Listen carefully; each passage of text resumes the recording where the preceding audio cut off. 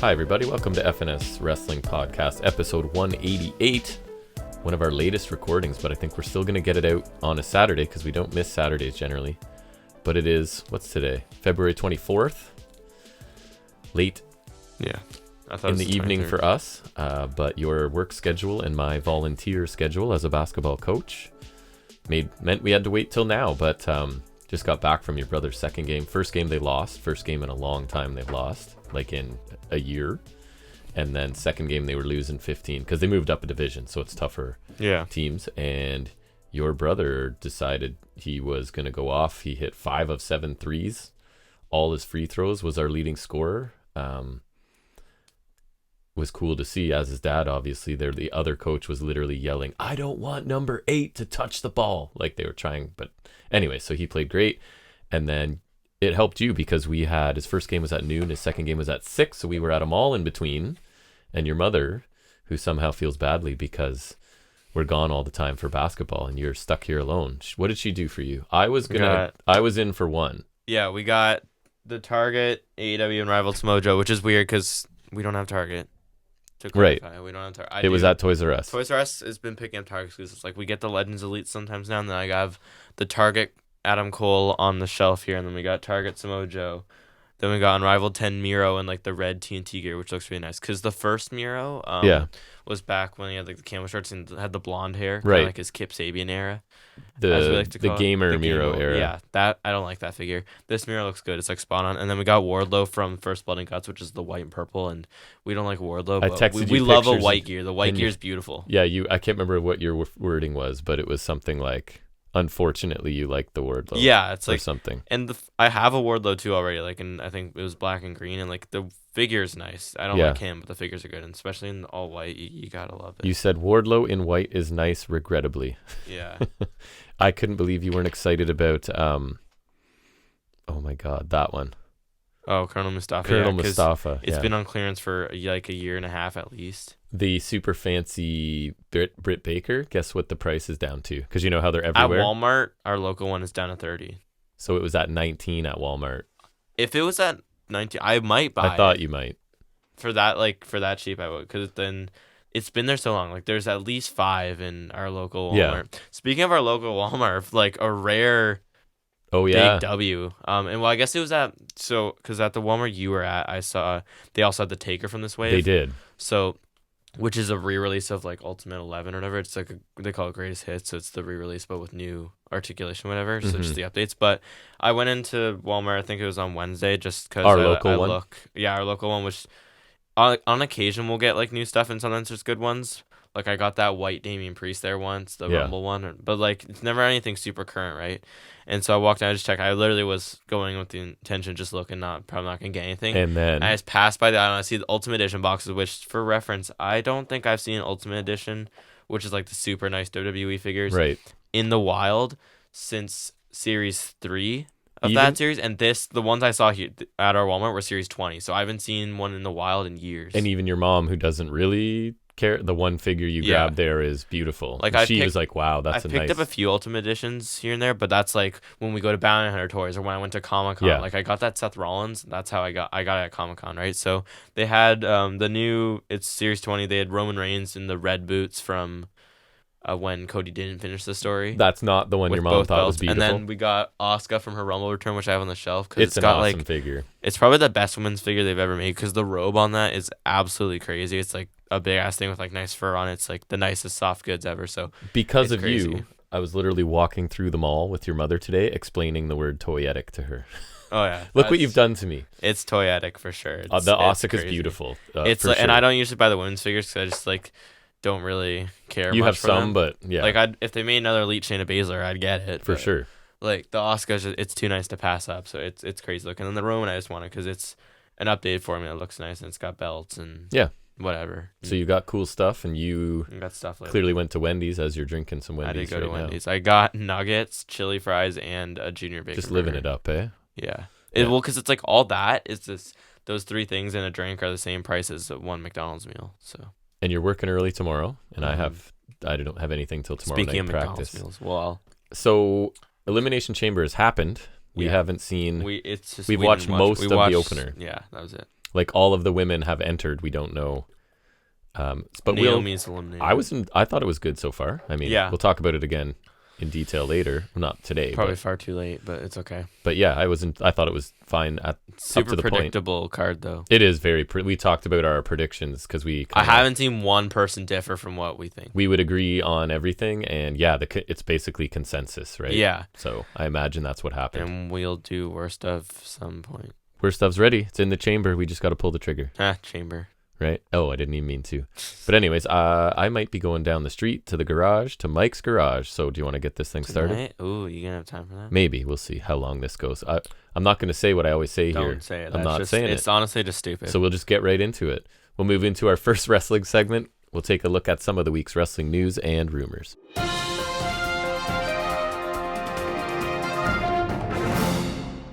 All right, so taking a look at the ratings of the two shows we deal with the most on here, it's NXT averaging 616,000 viewers, down 5.2%, earned a 0.18 in the key demographic, up 5.9%, so they like that.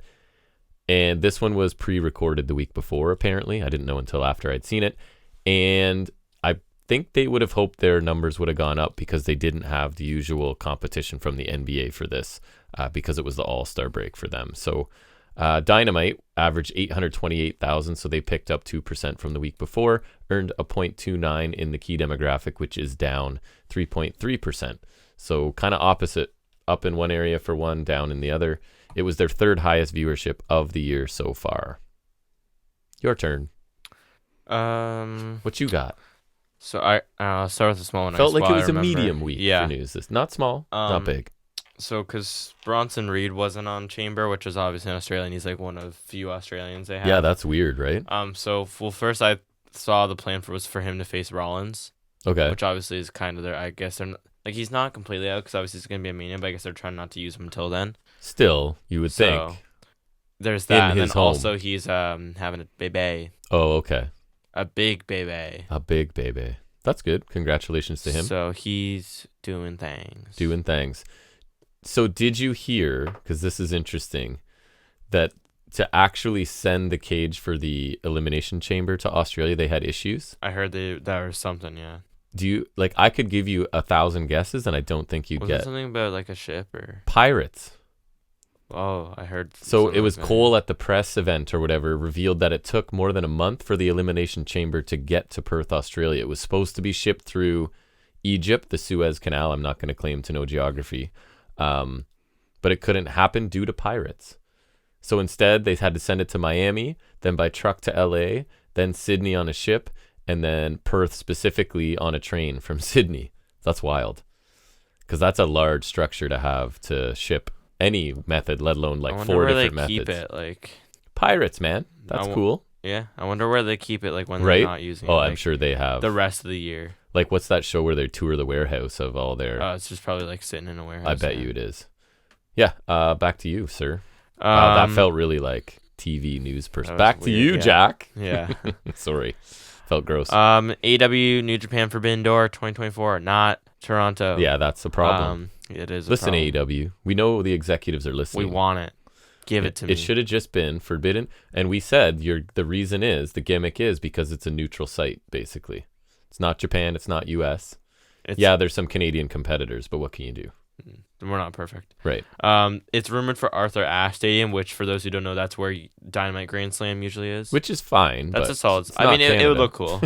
I wouldn't mind another stadium pay-per-view for them. Yeah, no, if it has to be not Toronto, that's kind of a unique venue. Yeah, I don't mind it.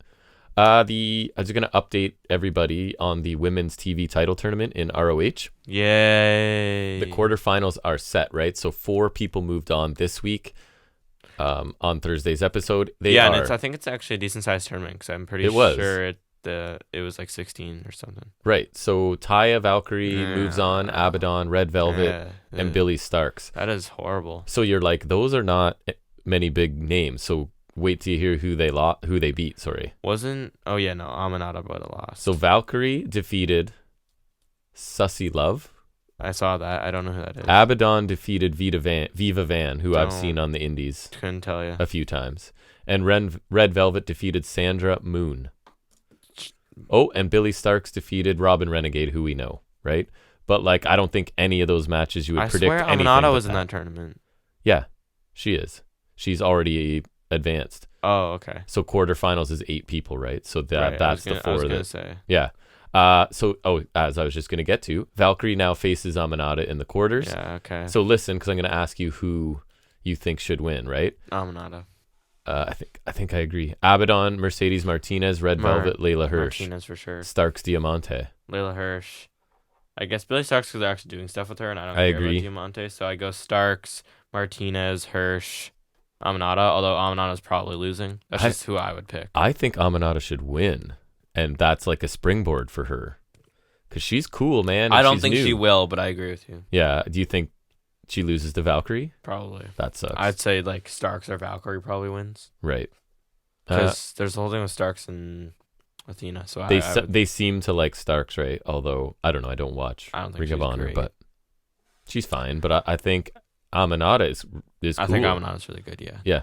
All right, what do you got? Last one was there's suspicion of Hangman having a broken ankle after Dynamite. I heard, but then I heard he's okay. Yeah, because like he flipped really out well. of the Joe's muscle buster, then like collapsed and tagged out, and then he was kind of selling it after. Right. But then reports also said he was fine backstage. So and it was just good selling, I heard. I hope not, because I need him in that match. Yeah, that match sounds awesome. So otherwise, just in general, I'm enjoying his heelish I ways think he's doing right really now. good, yeah.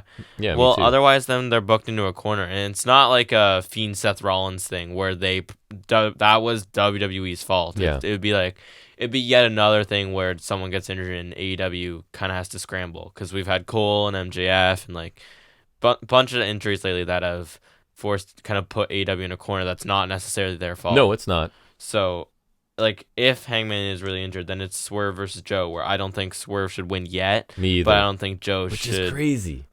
Right. With how much we've loved Swerve, but Joe's run, it needs to be longer. But, like, Swerve also shouldn't lose. I agree. So We're then, on exact, which is why 100%. I hope Hangman's not there, because he needs to be the fall man, whether I like it or not. The story is clearly that Paige, like I said weeks ago, is going to sacrifice himself to make sure Swerve doesn't win, right? And he'll end up taking the pin, right? Exactly. But he'll be okay with that, and then Swerve has to get his way back to a singles match with Joe. Exactly, and then Swerve can hold it throughout the summer. Joe can be cool for a couple more months or whatever. Like, how far off in the distance is like a big pay-per-view? I'd say Double or Nothing's probably May.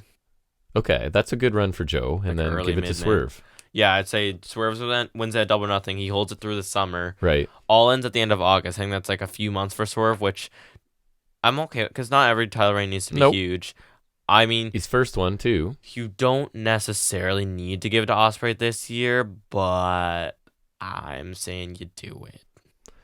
Because I don't think you need to either. I don't think you need to, but if it's because it has to be All In, whether it's this year or not, Ospreay has to win it at All In. I'll spoil my pick. It would have to be a whole nother year. I'm gonna be picking Takeshita to beat him. Takeshita to beat Swerve. Ospreay. To beat Ospreay. Yeah. I'm spoiling one of my picks because we'll probably do predictions. I don't know. I'm not. Well, I guess we can talk about that for a second. I'm not confident enough in that. So here's what I think. I want him to win. I love Ospreay, but Takeshita needs it. I think it's you screw Ospreay over, and that's him leaving the family because he doesn't need to be in a faction. That's true. He's babyface. And Takeshita needs the win. Like, you need to push this kid to the moon. And I think they want to, and a win over Ospreay, even if it's a bunch of shenanigans, I think that's the right move. Ospreay doesn't need the win, and that gets him out of that group, and then he can do his own thing. I don't know. Like, Callis turns on him because he's been like marginal in the group. You know what I mean? Yeah. If that happens, I hope Fletcher goes with him, because I'd like to keep United Empire. Like, I would like, if there's like Ospreay doesn't need a group, but I would like Ospreay to have Fletcher and Davis, kind of like an Undisputed Era kind of deal, where it's like, sorry, maybe it's not even that Ospreay doesn't need a group, but he doesn't need one where Callis is so clearly the boss. And I'd be okay with that. Like, you have Takeshi and Hobbs in that group, and I think you add like one more young guy to supplement Fletcher. Yeah.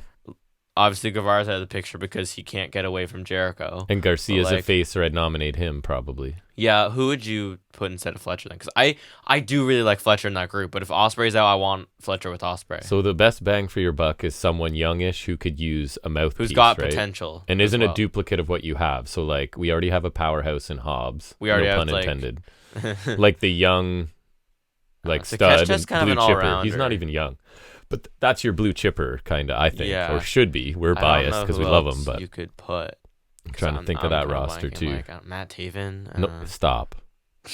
That was just to troll me. I know that's not nice. I'm not. I would honestly like Garcia and Guevara. It sucks that they're not really viable options because, like, honestly, if like. I would like to pick someone who could actually go in. But again, if he wasn't in his current spot, Nick Wayne would be a good pick for that faction. Yep. If he wasn't in the Christian thing. I think he's perfect in that, but like a second home for him would be the Calcium. Because I don't know how Nick Wayne is talking. So like I think he's okay. I don't assume he's amazing. He's like a prodigy. So he'd be like next in line. He'd be a young Takeshita, but like he's even younger. You know what I mean? Yeah. Like as in he's got all the tools kind of deal. I don't know. I would like that. I don't know. I could see Ospreay. How did we get on this tangent? I don't even remember where we started with this. World title lineage, and then we talked about Ospreay. Right, and then I made a prediction, and I took that was me, my digression a little bit. It's usually you. I'm thinking about that pick now. I don't know. Something I like it. Over. I'm taking a little bit out on a limb, but I like the rationale. I do want. We still have a week, so I'll think about it. But I do want to go with that just because it can be a huge screw job, and Takeshita's the heel, and Callis is like, we won, and everybody knows Ospreay didn't deserve to lose, and that's fine. That'd be okay. Yeah, I don't know. I want that for Takeshita. Is it me or you on news now? I'm done. So, WWE interested in collaborating with Sylvester Stallone for Mania? I saw because Philadelphia is the reason. That's where Rocky was whatsoever. So a conversation's taking place, but no one knows how far along. Who cares? I don't even know why I put that in news. I needed something to flesh it out. Okay. Do they bring back Hogan then? Because wasn't he in a Rocky? Yes, he was. So did you hear Cena's comments on Vince? No. That'd be interesting. The first word he used that annoyed me was, it's all very unfortunate or something like that. He doesn't care then. So this was an exercise in a media trained person with the goal of understatement, right? Like so here's one quote. I can say this, I'm a big advocate of love and friendship and honesty and communication. But in the same breath, I'm also a big advocate of accountability. If someone's behavior lies so far outside your value system that the balance shifts of like, I can't operate in a world where this works, that's the result of being accountable. Don't know what it even means. That just sounds like buzzwords. Right? Right now, what I'm going to do is love the person I love, be their friend. And by that, it means like, hey, I love you. You have a hill to climb. This is where I'm like, this is understatement, right? Hill to climb? Have you read Mount Everest? Right? And like, unfortunate? Like, how about if any of this is true, this is atrocious and awful, and it sounds so quote again, sounds so cliche, but it has to be one day at a time. But at the same token, I've openly said I love the guy. I have great relationship with the guy, so that's that. Wow.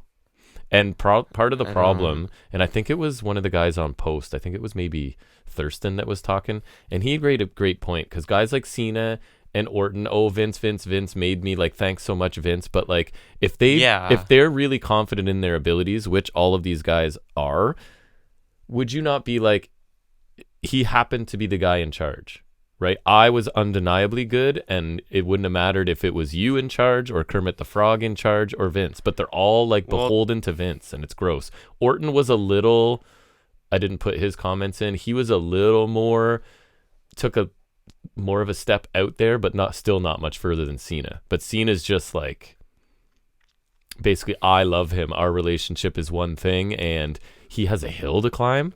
Like, I don't know. Like I get it. 50 hills. He's the polished professional, right? And he's never going to say the wrong thing, but he's always been squeaky clean. I was kind of hoping for a little bit more. But you came to the wrong place. I did.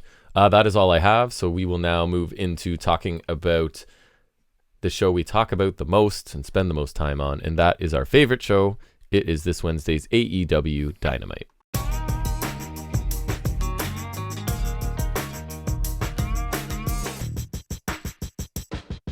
We'll pause on the Pete Dunne talk for a minute, as that was our between segments. So what's talk to me about Dynamite. I think I liked this episode, if I remember correctly.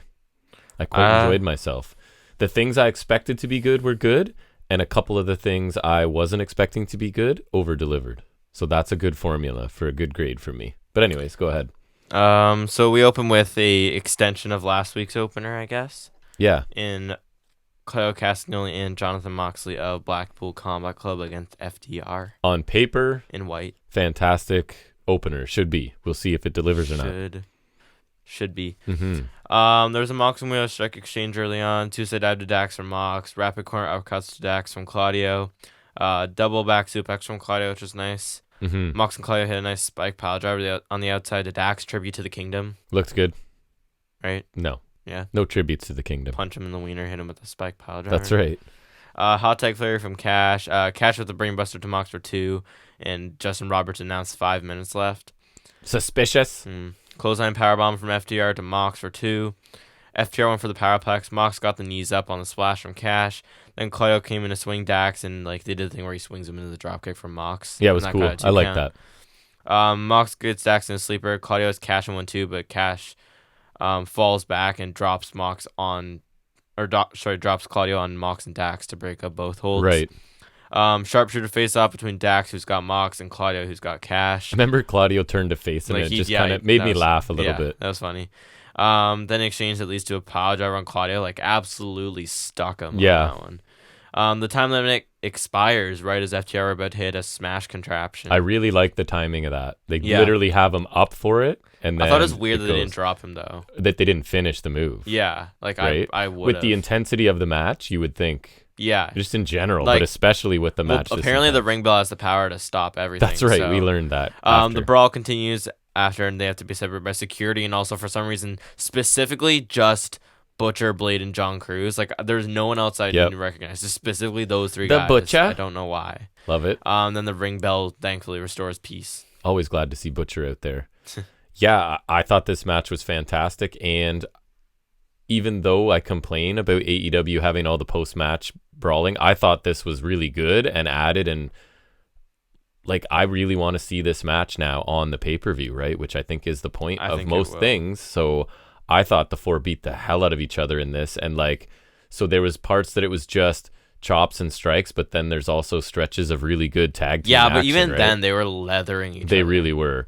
And this is why I want this division to have a clear direction and a regular presence. Honestly, I think Mox and Claudio could be a really quality tag team if that's what they want to invest in. And I don't think it's beneath Mox. I don't either. He doesn't always need to be at the top and doing things. And if they went to him and they said, listen, we want to elevate this division and we want you to help, he'd be like, okay, I'm pretty sure. Not that he wouldn't care. I mean, like that he would be totally fine with it. The crowd was really into this. I thought the brawl afterward helped to raise the heat on this. And now, like, whatever they do next, I'm in. So I thought this was... I put this on the list because sometimes we don't get a ton of tag matches, right? I thought this match was terrific. The time limit finish doesn't bother me. It is 2 fairly close together, I guess, as you were That was out. my only thing. You did mention I don't have a problem with the finish at all. That was the only thing for me. And yeah, my opinion of FTR outside of the ring has fallen. But they're awesome. A lot just for they various love a punk. reasons, just to shoot on them a little. Right.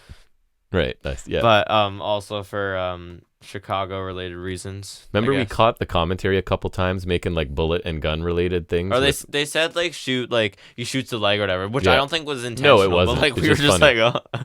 I think we started doing it too, just for fun. But no, it was a really strong opener. Started us off. I thought it delivered well on what I expected. Hitting hard a lot. That's not surprising. It was building off a strong one-on-one last week too, so that helps. And then they just added the other halves of the teams to complete things. FTR especially are always stronger together because Mox and Claudio have always been solid solos guys. Mm-hmm. Dax is too, but I just think obviously always better with Cash. Solid actions throughout. I'm disappointed there's no Powerplex or Smash contraption to be seen. They teased it enough. Not as disappointing as Drill Claw because Drill Claw, it's like, why am I even living? Yeah, we'll rant about that later. Yeah, it's like, what's the point of life? Yeah. But why you put him on TV and no Drill Claw? Why do you torture me? It's that kind of thing. Repeatedly. But the sequence that involved the Powerplex attempt where you missed the splash and then it resulted in the swing, I thought that was really nice. Yep. Final few minutes of this were especially strong, I thought. I think you'd agree because with the knowledge of the time they're expiring, it got really hectic and desperate, which I think really added to things. It went by fast. Like, it didn't... The last few minutes, yeah. The whole thing sure. did not feel super lengthy. Time limit draw, like you said, doesn't bug me. Both of these teams like to fight and they're evenly matched. It just, the only thing that surprises me, if anything, not even bugs me, it just surprises me, is that 2 weeks ago we got the Hangman Swerve draw. Yeah. So it's a little bothersome it's so soon, but like really it's a nitpick. I think it's a good use of it, and it's unfortunate they're close together like Yeah, that. Because AEW fair. doesn't do. I think both were used. They well, don't do though. DQs and stuff like that. So both were used well, because I feel like we could easily see a rematch at Revolution, which I think is the point. I think that's the point. And I'm all for that. I think you could give them 2 or 3 falls or something like Yeah. that. And that'd be awesome. And the last FTR 2 or 3 falls match was pretty good. The one with Bullet Club Gold. Yeah, was I think my favorite tag match of the year, and they Me might too. have had a 2 or 3 falls match in NXT. That was pretty good too. They're kind of might have been in Toronto or something. Yeah, we might have been there for that one. We weren't. No, we weren't. Oh no, we weren't. That was like, I wish. Imagine. Mm-hmm. I wish we were there. Next we get an Orange Cassidy interview. Basically, Doc Sampson says he's barely cleared. He's gonna wrestle if he's cleared. So, yeah. I like barely cleared. I don't know. You're kind of cleared or you're not. You're not barely pregnant either. You know. Well, I guess barely cleared. It's like you're. The point is to drive home. He's stupid, he's beat up, right? Yeah. And it's a classic Cassidy story. That's fine. It's what he does. Tis what it is. Mm-hmm. FTR interview. Dax says the King of Cake not Bulk Club Gold. Nope. Damn it. Yeah, I got you. Usually it's the other way around. Though. I know. I think I just saw the BC and I'm like, way to go. I'll rant about them later. You say you know wrestling. We'll rant about them later though, because it's making me angry. We will get there. Dax says the King of Cake Blackpool's ass. I should just write Blackpool. I don't know why I ever bother writing BCC because again I do. I'm BCC still. I do, but like it gets you. It's you know what I mean. Like I should just write Blackpool at this point. And they don't bow down to anyone. Dax mentions Revolution like he's about to issue the challenge, but then Mox and Cloud come in arguing. There's a horde of referees between them to keep things separated. This is solid. Definitely building a rematch, which I think we're both fine with. Mm-hmm. And yeah, that's just like. The story's simple, right? It's 4 badasses. They want to fight each other. Yep. And now they have a little bit of recent history that helps. And one of them has hair. And yeah, that's right. Only the amount of FTR bald and FTR hair. You said it's now FTR bald and FTR gun. Is that what it is? FTR gun. Not to be confused with Billy and Austin and Colton. Almost said Cody. Mm-hmm. Nope. I don't do names, man. You can't expect me to remember things. That's why you're here. No. I'm here to have opinions. My sole purpose. You're here to remember things while you have opinions. You don't get paid for your opinion. I don't get paid. Nope. Next we get Orange Cassidy versus Mike Bennett. Cause I have to get Taven and Bennett. Although I mean, if he over delivers like Taven, then we're fine. You're shaking your head in this audio medium. It's already not a death match, so right. Taven really benefited from that, and they replayed it this week. The dive through the table, which is still awesome. Awesome. I told you that, and the black hole slam to Darby. Allen on the floor those are 2 really memorable things in the last. Let's not forget Takeshita kneeing Darby out of a dive also on the first show of the year. All right. Yeah, that's right. And that match was perfect. It was awesome. Let's not forget. I forgot. I love that match so much. I love that match. That's probably my front runner for TV match right now. I agree. And also that SmackDown one because it's a SmackDown one. But honestly, it's not as good. Anyways, Cassie runs up the ramp to attack Bennett during his entrance. Decent orange punch to Taven. Stun Dog Millionaire and Tilt-A-World DT from Cassidy. Roddy distracts the ref and Bennett hits Cassidy with a nut punch. Yep. He nutsied him. Yeah, he did. Just not even a low blow, just straight punch in the balls. Yeah, like a martial arts punch. Yeah, and then a pile driver for 2, which they have a shirt that literally says punch him in the wiener, hit him with a pile driver. So there it's it is. His MO. Hit him in the tip. Just the tip. Just the tip. Some might say. Right. Spinebuster on the apron and Death Valley Driver on the floor from Bennett, which actually that looks pretty solid, I thought. And there was a nice thud. It was. Yeah, it's true. Gotch pile driver from Bennett for 2. Orange punch from Cassidy. There's a strike exchange. Bennett went for a pile driver. Cassidy countered. Beach break for the win. Roddy and Taven jump Cassidy after the bell. Jake Hager runs out for the save for some reason. He's from Oklahoma. So that apparently explains it, but that's debatable. And he's in sunglasses. It's like he's the extra large size Orange Cassidy now. Yeah. You put him in jeans and no shirt. Mm-hmm. And put his hands in his pockets. Yeah, and he can be the mega Cassidy. Big Orange Cassidy. It's like when Boogeyman got a little version of himself. Just do the opposite of that. Yeah, that's right. This was fine. Nothing amazing or horrible as expected. Bennett wasn't terrible, but like No. super middle of the road in appearance in his wrestling too. Like just his look. He could not look more boring. It's like you were creating a wrestler you didn't do anything. But you got lazy. You just gave him ring gear and a beard. Right. You like started and went. You didn't go very deep in the options. You're just like, fine. He looks a lot like, what's his name? Tracy Williams or and whatever, I told you Hot Sauce. A little bit. Back when I was watching him in ROH, early on for him, it was always like he wasn't a super strong in-ring, especially back then. He was younger. He's okay, but not like a Taven level. No, experience like last week. Like you, I thought this was totally fine, and then it was like the inevitable beatdown to soften up Cassidy even further, which is a reasonable thing to do and move things forward. Yeah, was not expecting Hager. He'll never. Why would you expect Hager? He'll never get a better reaction than that, right? He got a good reaction because he's from Oklahoma. The thing is, I'm never going to expect Hager. But so I'm asking you: does Roddy win? No. You think Cassidy retains? Yes, and because this group sucks. But so that's why I'm wondering: are they aware of that, and they're going to try and be like, well, maybe if we give them some gold, I think that's just wasting. Or more gold, or whatever. I guess. I'm very much of the opinion now that I don't think the title helps the faction. I think the faction hurts the title. You leave it on Cassidy. You give it to Takeshita at Double or Nothing. And I mean, this is strong by you because nobody wants this faction to work out more than you. I want this to work out because I love Adam But it's Cole. inevitably not good. It's not good. Sorry, undeniably not good is what I meant to say. Yeah, and now I'm just thinking of how I like that far you're removed realistic. it is from Undisputed Era. Like, Undisputed Era is one of my favorite factions of all time. Objectively, one of the best ones. And again, derailed by injuries. But this is not the guys. No, I don't think it's good. Honestly, I think Roddy's fine because Roddy's been in faction with Cool before and it was amazing, as I just mentioned. But the Kingdom are not Red Dragon. And I hate Wardlow. Yeah. So, Wardlow's not... He's not anything. But I'm saying because you can build off Takeshita beating Ospreay. Mm-hmm. I think Takeshi's the guy to take it from Cassidy because... And I would have said this in Cassie's first one, too. I don't think Cassie should have dropped it to Mox because, again, I don't think Mox ever needed that. I think someone like Takeshi is exactly who needs that. Although I almost want him to go start out past this now. Who? Takeshita. I think he needs a title run to establish himself. I would like to see how he does with the title before a main one. I feel like... Especially because the world title scene's so packed this year, I don't know if there's going to be room for him. But I feel like it makes a guy feel more big time if it's like, he went straight to the... I would like that, yeah. You but know? For me, it's like...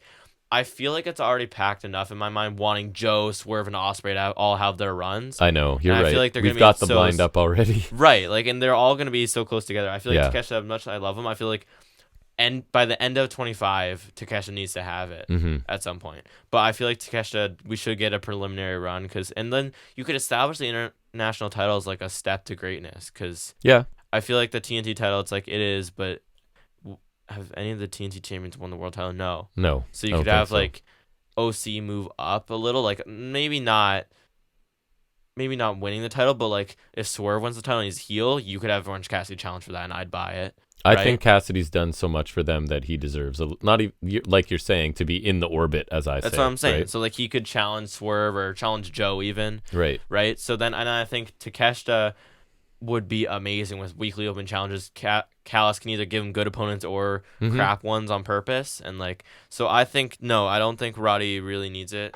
He would have great matches, but I just think this faction's gonna tank that title, and I think that title has, for the most part, been so great, especially thanks to Cassie. And I think Takeshita is a guy who absolutely deserves. I don't disagree with you. I'm just wondering if they're gonna be like, I hope we got to try to this faction's on life support. But I don't see what really Roddy having the only thing that revives this faction is MJF coming back, because that's their whole point of being. Really is like, when have you heard anything about when he's coming back? Are they just waiting until Cole's healed? I guess. I don't know. Or if you want something for this faction to do, how about they feud with the Bang Bang Caesar gang that's supposed to feud with them? Gross. That never did. That's the reason they exist. Yeah. Right. I don't know. Anyways, moving on. Soho and Parker have a date, then Ric Flair arrives. I went from disgusted and confused to just disgusted. So my only note is we both had visceral and visible reactions. Like, first of all, the little romance thing, we looked at each other like, what? This is a little bit cringy, right? And then once Ric Flair shows up, I'm out at that point. Like, Reminded I just don't... me of Thea Hale and Osborne a bit, but I don't know why we need Ric Flair, and involved in anything. But anyways. Then he gets interviewed. He's disappointed he's not as involved in Sting's retirement as he had hoped. Boo-hoo. I was like, are you saying you thought you'd be in the match? Because that's crazy. There's no way that's what it was. Yeah, and then I sort of pulled back. Like, cry me a river. Like, I haven't been on TV in weeks or whatever, right? He was saying. Blue Energy has. Right. He's going to explore other options. He goes into the Bucks locker room to talk. I just said no thanks, and also his voice sounded like absolute crap here. Like, he sounded bad. He's an old man, right? And just when I was like sick. Just when I was coming around on this, like, I'm not loving the Bucks new I feel like they've toned it character. down, though. I agree, and they haven't had as many mic segments lately either. So I'm kind of like okay with it, and then Flair gets involved, and I don't care about him at all. Like, it's not going to add anything to me to have him in it. But we again are not, when it comes to like the nostalgia stuff, you and I There's very few we things do not that would work represent for the me. majority. Yeah, and it's like the things that are nostalgic for me aren't like old guys coming back. Like different, it's different for me. Especially when he's a dirtbag. That's part of my problem. I saw something that Tony Khan's kind of a hypocrite. Cause like he bans Hogan and them, but he's doing business with them, and then like there's some other examples. Like he hired a racist, I think, on his writing team or whatever. Oh, really? I guess so. Yeah, like great. I mean, I love TK, but yeah, questionable choices, my man. Yeah, so these two segments back to back were the low point for me on this show. But to be fair, they were like minutes. Yeah. Right? So, okay. Next we hear from Daniel Garcia. Shivani talks about the match between Garcia and Edge last week, ending no contest thanks to Christian. Edge is out of action because of that attack. So Garcia gets a title shot Revolution, which, since the story seems to be Edge and Christian, it doesn't bode well for Garcia's hopes. Right, and I guess because Edge is recovering, right? So, yeah. I feel like then we go Edge and Christian at Double or Nothing probably, and unfortunately Christian probably loses. Maybe, yeah. That could happen. Feel like. Garcia said that he's always been told he would be great. Yeah, he admitted he lost the confidence that he had. He said he knows that 3 seconds is all he needed, and he said those 3 seconds in the Continental Classic changed his life. I assume when he beat Brody King, I think it was. Yeah. He created the fans for picking him back up and dancing with him.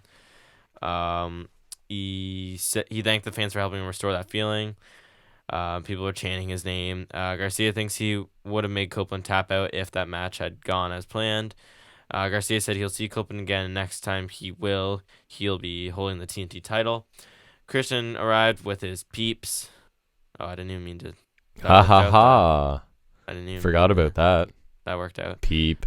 They were on the ramp. Cage said Edge will never get a shot at his title ever again. He said Garcia's now his opponent at Revolution, and he doesn't think this match should happen at Revolution. He doesn't think Garcia is ready. He claimed like Garcia's gyrations. He claimed he liked Garcia's gyrations just fine, while saying Garcia wants to make the fans happy. Probably. Yeah. No, I remember that line. Cage said he wants to be the most dominant TNT champion of all time. Then he proceeded to talk about Garcia having a dark childhood. You wonder if Garcia knew Jackie Garcia in Buffalo, New York. You mentioned Jackie being married to Dave Garcia. Yep. He said Dave Garcia is your father, and quote, your father is dead. Correct. Here he goes. He said Garcia's father wasn't so great, and he was a piece of crap who was a loser alcoholic that lost his life to the bottle. Wow. It's so awesome getting to read that back. He said he wanted to help Garcia. He said Revolution doesn't want to be his opponent. He wants to be his father. Upon which you see Nick Wayne wearing the Christian's my father shirt, which is nice. Again, I'd like to wear that around just because no one would know what it means anyways. It's just funny. Garcia warned Cage about talking about his mother. He dared him to come in the ring and fight Garcia so he could put him in the ground with his dead father, which I really like that. That was a good line. I thought that was a solid jab back. Nick Wayne came after him, but he easily was taken care of. He was put in the Dragon Tamer, but then Luchasaurus came down. Matt Menard hit him with a chair, and then he stood in the ring with Garcia. And I thought Menard for a second was going to, because it was just set up perfectly that he was behind Garcia with the chair. And I'm like, oh, really? Right? Who's going to, but no. I thought Garcia sounded really, really good. Like the best maybe he sounded here. Yeah, I thought it was really good for Garcia, for sure. And I was like, literally my note is he's finally broken free. And then I had to go back and put nope because I guess Menard is still with them. Yeah, but at least it's not like heavy jazz. It's like they've just been friends for a while. It's like, so at least I kind of am like that's kind of toned back the whole sports entertainment. It's just like they're friends. Right. So I'm okay with that, I guess. I thought he sounded really good. It establishes him as a clear baby face, kind of rounds out his character a little bit. Yeah, I feel like the journey he went on in the C2 is really like kind of come full circle nicely, and it's kind of paid off here. I thought for live, like alone in ring, this was really, really promising for him. And then Christian comes in, and I'm kind of at first like he's fine, but he's not getting very personal. And then he proceeds to do the thing. And we both love dark humor, so this hits for us every time. It's right? criminal. We haven't had him doing promos on Dynamite in weeks. It's crazy. So we need him at least like bi-weekly. I almost thought I was picking up a different vibe. Like, do you think he says these things because he's just being a prick, or do you think he's starting to like believe it, like there's madness growing? Like, I almost feel like it was a gimmick at first, but a couple looks, but now it's like he really does think he should be people's like father figure and stuff. I feel like it's, I don't know. Like, is the slowly have some, and if it is, and he's subtly doing it, that's cool. Like, is this madness growing? And now he's like, he's making fun of people at first, but now he's like, you know what? All these people don't have dads, and I am awesome. I feel like maybe he is being a prick, and then if they end up being like Nick Wayne, so be it. Yeah. Maybe like. But anyways, not everyone's gonna be Nick Wayne. I thought Garcia and Christian. Garcia, I was really impressed with here. And Christian, it's expected. And Christian, it's the norm. Yes. Yeah, Christian's the best. Garcia sounded solid, though. Credit him. He sounded a lot more confident here. I think the arc he's gone through since the C2 really brings him into the natural babyface arc. So I like that. And combining that with the dance that's got him over, of course. Christian will never fail to make me chuckle. The dead relative shtick, it never gets old. Nope. And I like all the build-up he had just to say your father's dead. I know. And it was fine with the save from Menard. Garcia's not winning this, but like you can make him look good in the process. Exactly. Like, and again, Christian's at such a spot where he doesn't have to win anything clean. No. Garcia can like. And honestly, he arguably shouldn't most of the time. Yeah, right. So. And then go on and talk about he's the best champion ever, even though he never wins on his own. Yeah. You know. Then we get an interview with Hangman, RVD, and Hook. One of these things is not like the other. So what was RVD doing? Because my note here is RVD is R-Truth, ? Was he just being like dumb? I think he was distracted because remember Nana has weed or whatever.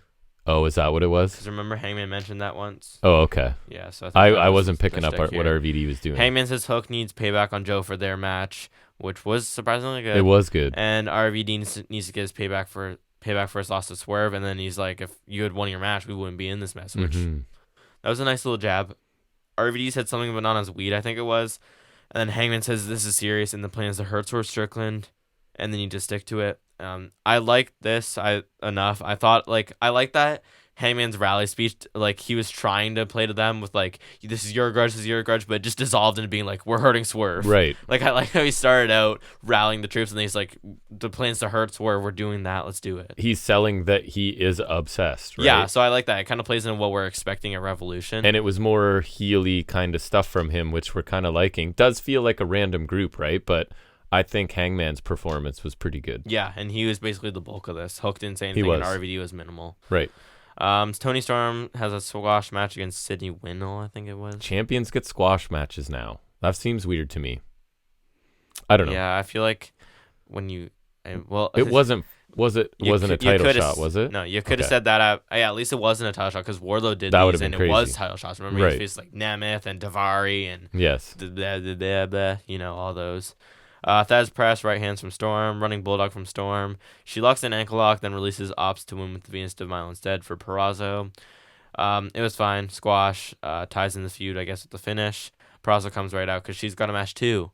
2 women's matches in the time of one though. That's what I said after. It's not but really. Like still for the stats. Yeah, that's crazy. I feel like this was you have to define Storm as a heel a bit because her segments and the reaction from the crowd don't always make her feel like a heel, right? So this is like, nope, I'm stealing your finisher, I guess. But yeah, it was just a squash. It was nothing. Yeah, I mean, I get why her thing's over, but it's really just kind of falling flat for me now. It's missing us more than it's hitting at this point, significantly, I would say. Yeah, it's kind of run its course. And it has. I still feel like a lot of people seem to love when she's on commentary and stuff. That's arguably my least favorite. I just don't. Again, I don't pay enough attention to commentary. I don't know why. It's not even that I don't pay attention. I feel like she does detract from things. Yeah, it's just like the goofy shtick does not belong in that setting. Right. So it doesn't end up working out. But anyways, we roll into Peraza's match, which is against Madison Rayne because she's still here. And all I knew about this match was there was a, quote, scary spot. And there was. I saw people like going into AEW haters blaming Peraza and like saying she's like sloppy or whatever. I don't think it's really her fault because what would she have done differently if it's just because it was so there's a baseball side drop kick from Peraza early on, then there was Rayne got spiked on a flatliner. Yes. And it was like, what would Peraza do differently? I think it was just the way like I think maybe Rayne tried to sell it a certain way and she just kind of messed it up. Because I don't like because if you're doing a flatliner and let's say Rayne fell flat, what would Peraza do differently? Right. Like, she wouldn't. Nothing would change. Right. You know what I mean? The lift's the same. The drop's the same. And I think it's just how Rayne chose to take it, which is like. Or it's a miscommunication and she thought it wasn't a flatliner, but then like I don't know. But I also like, and I'll tell you now because the match was basically whatever. Yeah, and Peraza won with Storm's ankle lock to get back at her. I didn't think Rayne looked good, man. She looked slow and rusty. To me. No, it looked mid.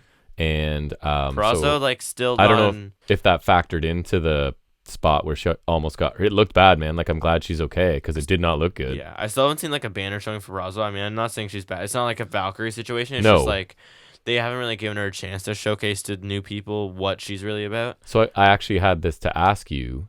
They've put a lot of time into Peraza Storm build. I do appreciate that at least. Like how effective, like if you had to grade it, like I'm saying I'd probably give it like a B or B minus. Like I appreciate that they put time into it, but I feel like I told you, Peraza, the Virtuosa is a heel thing. Yeah. And I think you would enjoy her much more as a heel as well. Yeah. But I mean, I'd also enjoy Tony Storm as anything else. Yeah.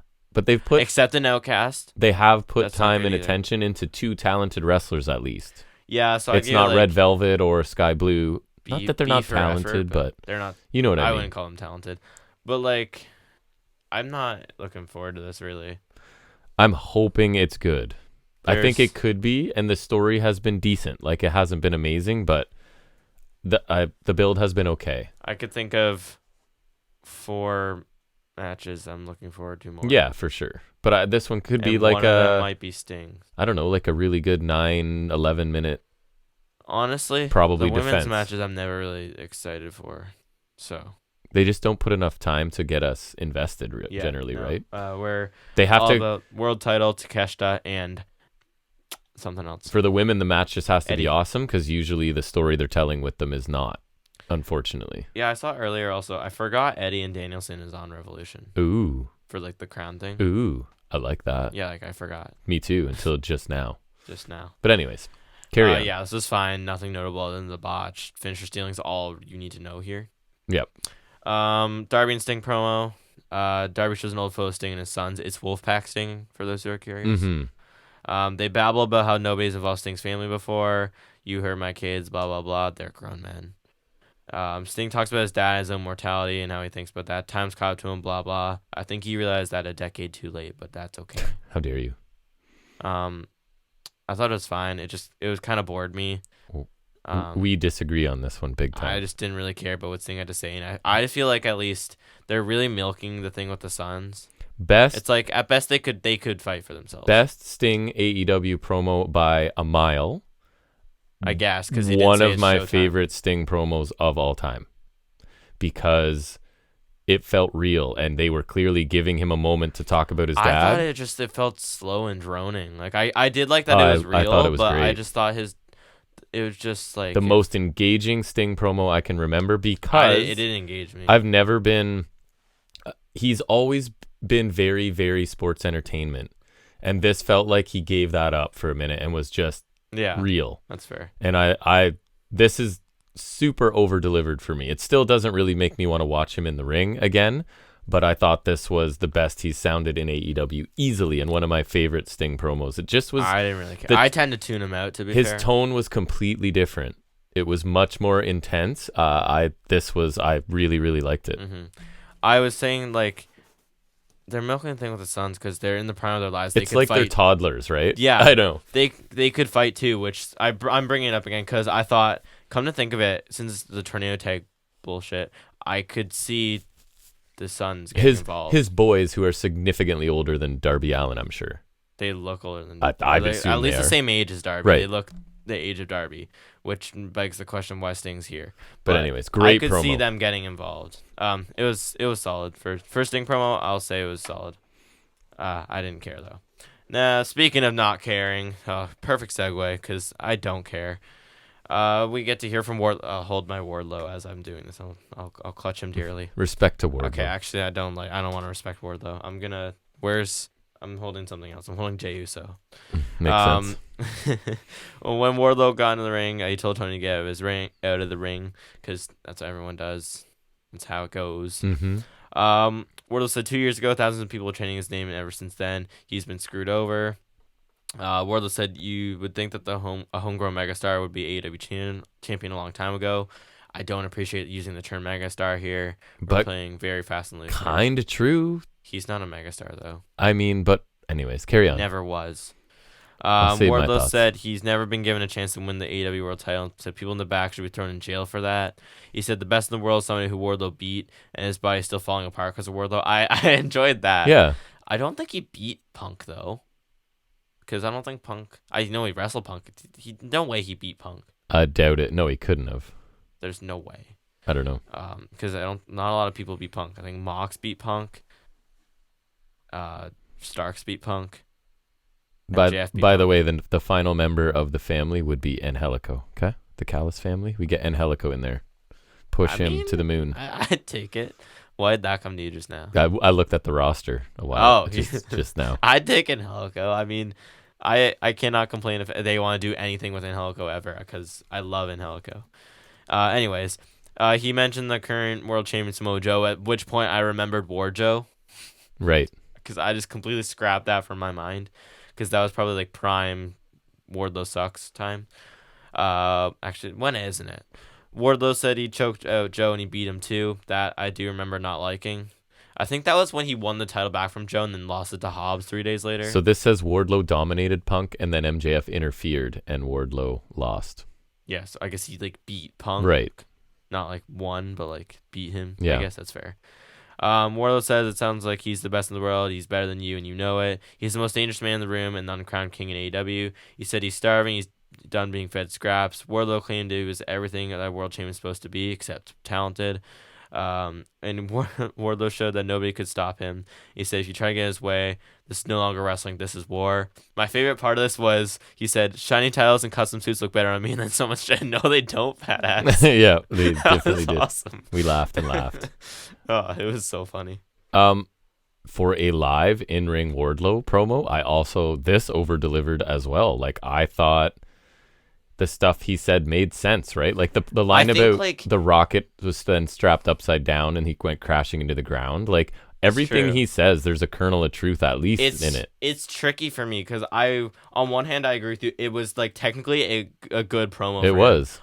And everything he said makes sense, but I don't like him. I know, and if it was anyone else, I'd be like loving this. I don't want more Wardlow in my life, but I thought he did a good job here. Yeah, that's the kind of struggle I have too. Like he made a good point here, and he's right, but I don't want. And he sounded pretty good in an extended live segment alone in the ring. That's a good step for him. That might be a testament to their fumble of him or whatever you want to call it, because this is good and I still don't want him. And from his perspective, he's speaking the truth. He is, right? No so doubt. I always like that. Like it was pretty good. He was speaking the truth about the rocket being strapped to him and then the floor being cut from underneath him, ignoring the fact that it's partially because he sucks, but they also failed to capitalize. Like, he never had the biggest skill set, but they built him into people loved him. There's capability to capitalize on that, like Goldberg or something like that, right? He sounded pretty good. He's beaten some of the world champ guys, but it was like some of it was a little generic for me, but some of it I thought he was like good. Like he did have a point, and from his point of view especially, he does. The problem is I don't want to see it. It wasn't bad. It just doesn't change his shortcomings to me. It just doesn't. He's not someone I want to see in the main event picture. And like we were saying already, like if I don't want Takeshita winning the world title this year, you think I want Wardlow anywhere near it? No. Like currently we have Samoa Joe, Swerve, and Hangman. 3 guys, like love them all. They're great. Deserve to be in that top tier. Mm-hmm. And then other guys in orbit are Ospreay, Cole and MJF when they come back are like at least in and around that level. I forgot to mention him, but Jay White's always a main event guy ready to go. And then if Okada signs in AEW, unfortunately, he's gonna be around that top Yeah. spot. The world title picture this year is crazy stacked, and it's just not a place for Wardlow to be. Even if he was doing good, I don't think it's a place for him. He does not measure up to anybody there. No, I agree. If you want to pick your least favorite from that bunch I just mentioned, Wardlow doesn't match up to them. And my only thing from this is if I said to you, listen, you're going to get like a 4-minute Wardlow live segment in the ring, you would have been like, oh, God. Yeah, it over-delivered for sure. For sure. You can maybe get a crack for him like Hook, because Hook got like that title shot, and he looked amazing. If you could do that for Wardlow, do it once, maybe. But I don't want like an extended title feud with Samoa Joe that's drawing on the Wardlow history or something. Right. I don't want that. It's just like Wardlow was good here. I'll give him credit, but unfortunately, I think for both of us, it's not desirable. No, I don't need more of them, but this was good. Yeah, made use of the time at least. Yep. Bang Bang Scissor Gang promo from Rampage. Petition to ban Billy Gunn from saying Bullet Club Gold things. I don't remember what he said. Oh, he said Collision Cowboys. He did. You're like, you don't get to say that. You don't get to say that. They're having a match on Collision. It's Colton, Billy, and Switch Dad. Yeah. I was saying to you, I'm starting to hate this. And it's not even because it's the worst thing I've ever seen in AEW. We've seen worse. Like there's been like QTV, I would say, is worse.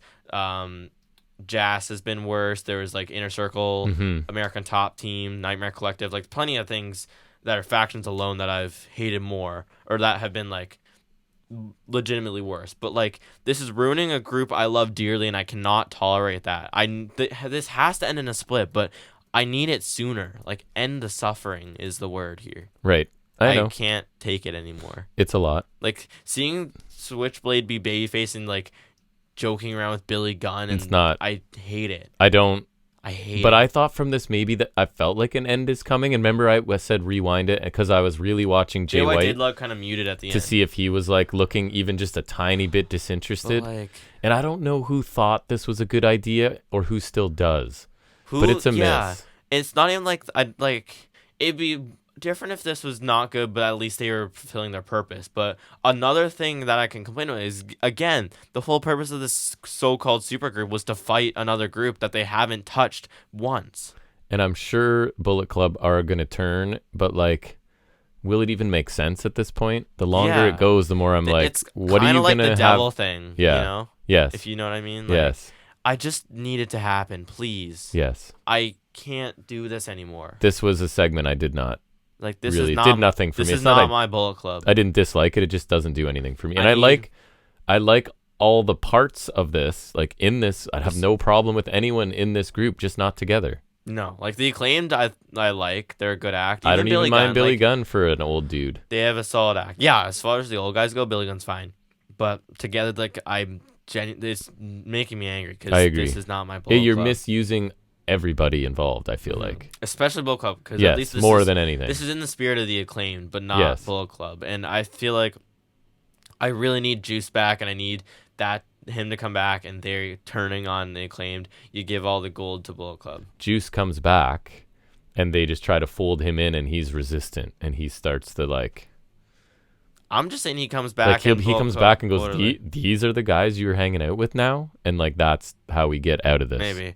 I'm just saying Juice comes back and they go full heel because the group's complete again. And he gets a hold of Jay White, and Jay White's like, "Oh yeah, you're right." And stupid. And then they just, we need our gold. Yeah. And then you do Freebird rules for the trios titles with the Bullet Club. That's right. You do open challenges. You have them wrestling every week. You have trios belts back on Dynamite. All will be well in the world once this faction dies. Book it. Just need to kill this faction where it stands. We still have one more week to Revolution, so if they turn on them next week, we could fast track a match at Revolution, unify the belts, kill this nightmare. Please. Exactly. Please. It's announced we will get Will Ospreay next week. Finally. That is awesome. Then we get a Cal's family interview. Takeshita looks ridiculously cool. You did comment on how cool he looked quite a bit. Just the majestic hair. And he was just in like a black tank top and his pants. Like, just... He does have a bit of a look to him. He's got... I don't know if aura is the right word, but he's got something physical to him. charisma. He's just got something to him. He's got that look, man. He's cool. Cal's talked about Will Ospreay facing Takeshita, how they're going to make each other better. That match is going to be awesome. Cal's talked about Hobbs being part of Meat Madness, which I've heard. Me too, but has that been clarified? Like, obviously, it's some sort of match with all big dudes. I heard it on Instagram, and that was it. Lance Archer. Which, I mean, it would be interesting. Miro. Keith Lee. Wait. Okay, so stick with me here. Yeah. I totally forgot about the Rusev Lana thing. Oh, yeah. World's End. Yep. That's what I mean. They had too many people. I haven't even seen that pop up on Collision from They have what like I follow. 5 hours of TV and they can't get everybody on. I didn't. Cuts. I didn't like. I'm not saying I care about that storyline or want to see it. No, but it's just been gone. Like, they did not pick it up once, and we were confused too. So it's like they didn't even. Also, I called him Rusev. I just realized. You did. One thing I wrote was I do not understand what Meat Madness is. I'm curious, confused, and a little amused because I think it sounds funny. Yeah, I just want them, speaking of Callis family, keep them visible, have them start winning a bunch of matches. Like, with the ability of the guys in the group and Callis's mouth, like, there's no reason they can't be a big deal wasn't even here. Going forward, right? Yeah. No, I like everyone in the group, and I like Callis a lot, so we just need to get them running again. Agree. Solid stuff, though. Callis is always quality. Not a lot of note here, but hopefully business picks up next week when Ospreay's present, and Takeshita looks too cool for his own good, and Fletcher was absent. Yep. Then we get our main event, which is Hangman, Hook, and RVD versus Samoa and Joseph, Swerve Strickland, and Brian Cage in his Sega gear still. Yeah, a couple things in general. I don't like these sneak preview of what we'll see on a pay-per-view type matches. I don't like RVD being here, and I don't like Joe and Swerve teaming. Because I will complain about that later in TNA because they do it too. But we basically get to see Joe and Hangman.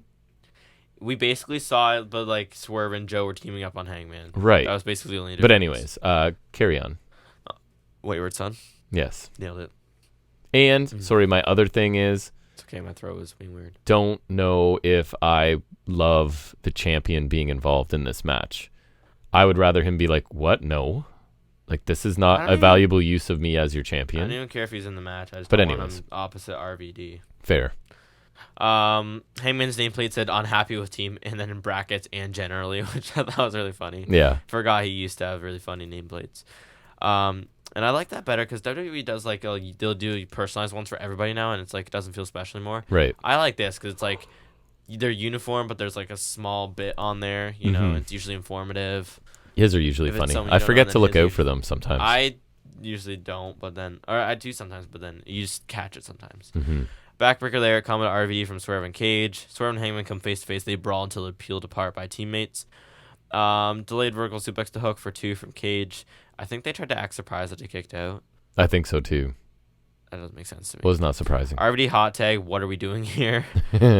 Rolling Thunder Swerve 5-star frog splash to Cage. Joe breaks the pin. Barrage of corner offense to RD from everyone from the heel squad, so that was solid. Hangman hot tag flurry.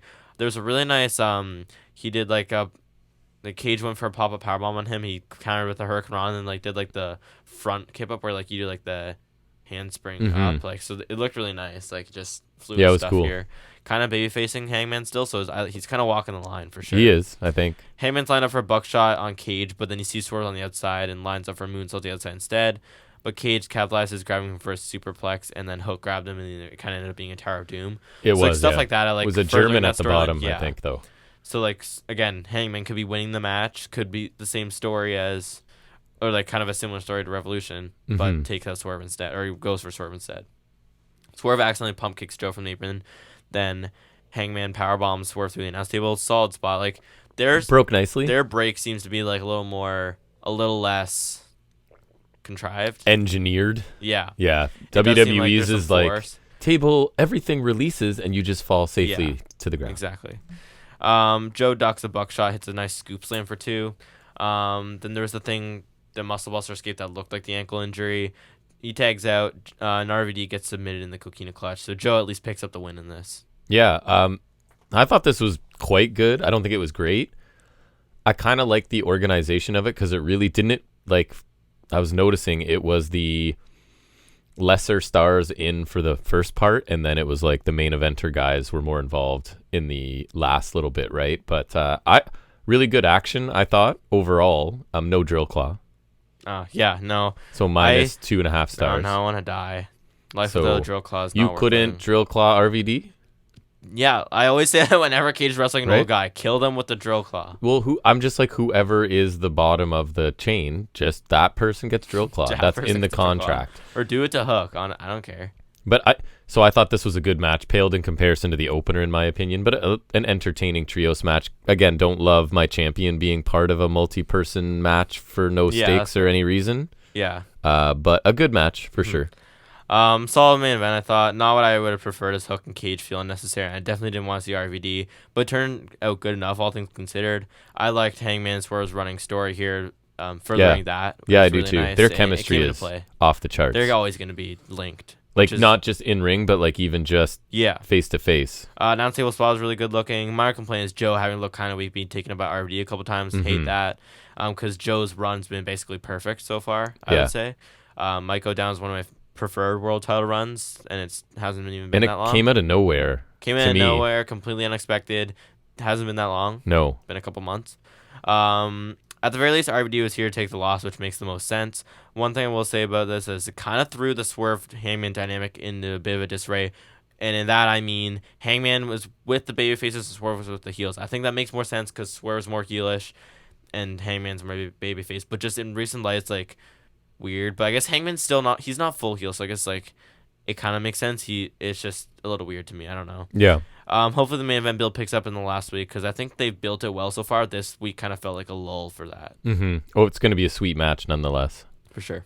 Overall, really I think I enjoyed this show more than you did because largely on the strength of like several segments over delivering, Garcia, Sting, Wardlow all like outperformed what I thought they would. Looking back on it, not really in ring heavy this week, right? Like, no, like the opener was really pretty long. The main event was solid. And then what am I missing? Cassidy. Why did I say Taven? Bennett, Cassidy was okay. And then women. Women's was a waste. Which were like just there, right? So I really enjoyed the show. I'm giving it a B+. If any of those other matches other than the opener main event were stronger, like just because the segments like from people that I thought was going to be like, oh, here we go. But I liked all of it. So I gave it a B+ this week. I quite enjoyed it. I think the grades are definitely in line with how we're feeling because I think I was a little lower. I went with a B. I thought you might. I thought it was like a good show, and I would say higher B than lower for sure. And I liked the match. I think the opener was some of my favorite. I thought Garcia's promo was really good. Wardlow was better than usual, but it's hard. I can't get invested. I know. I just can't. And that's how I am with Sting. Like I thought the promo was awesome, but I still don't care about the match. Main event saw women's was a waste. Flair, no thank you. Bennett, Cassidy was solid. So yeah, I'd give it a B. Like it was a solid show, but there's still room to improve for sure. Still waiting for. Remember, there's a early on when it was like hot multi-person. It was like A-, A-. I remember the first show days. of this year was awesome. an A. It was a fantastic one. Yep, I thought this was probably my second favorite of the year so far. Quite enjoyed it. I think so. Honestly, it's hard to keep track. But anyways, let's shift gears. We'll do a little bit of trivia in a segment we like to call Off the Top of His Head.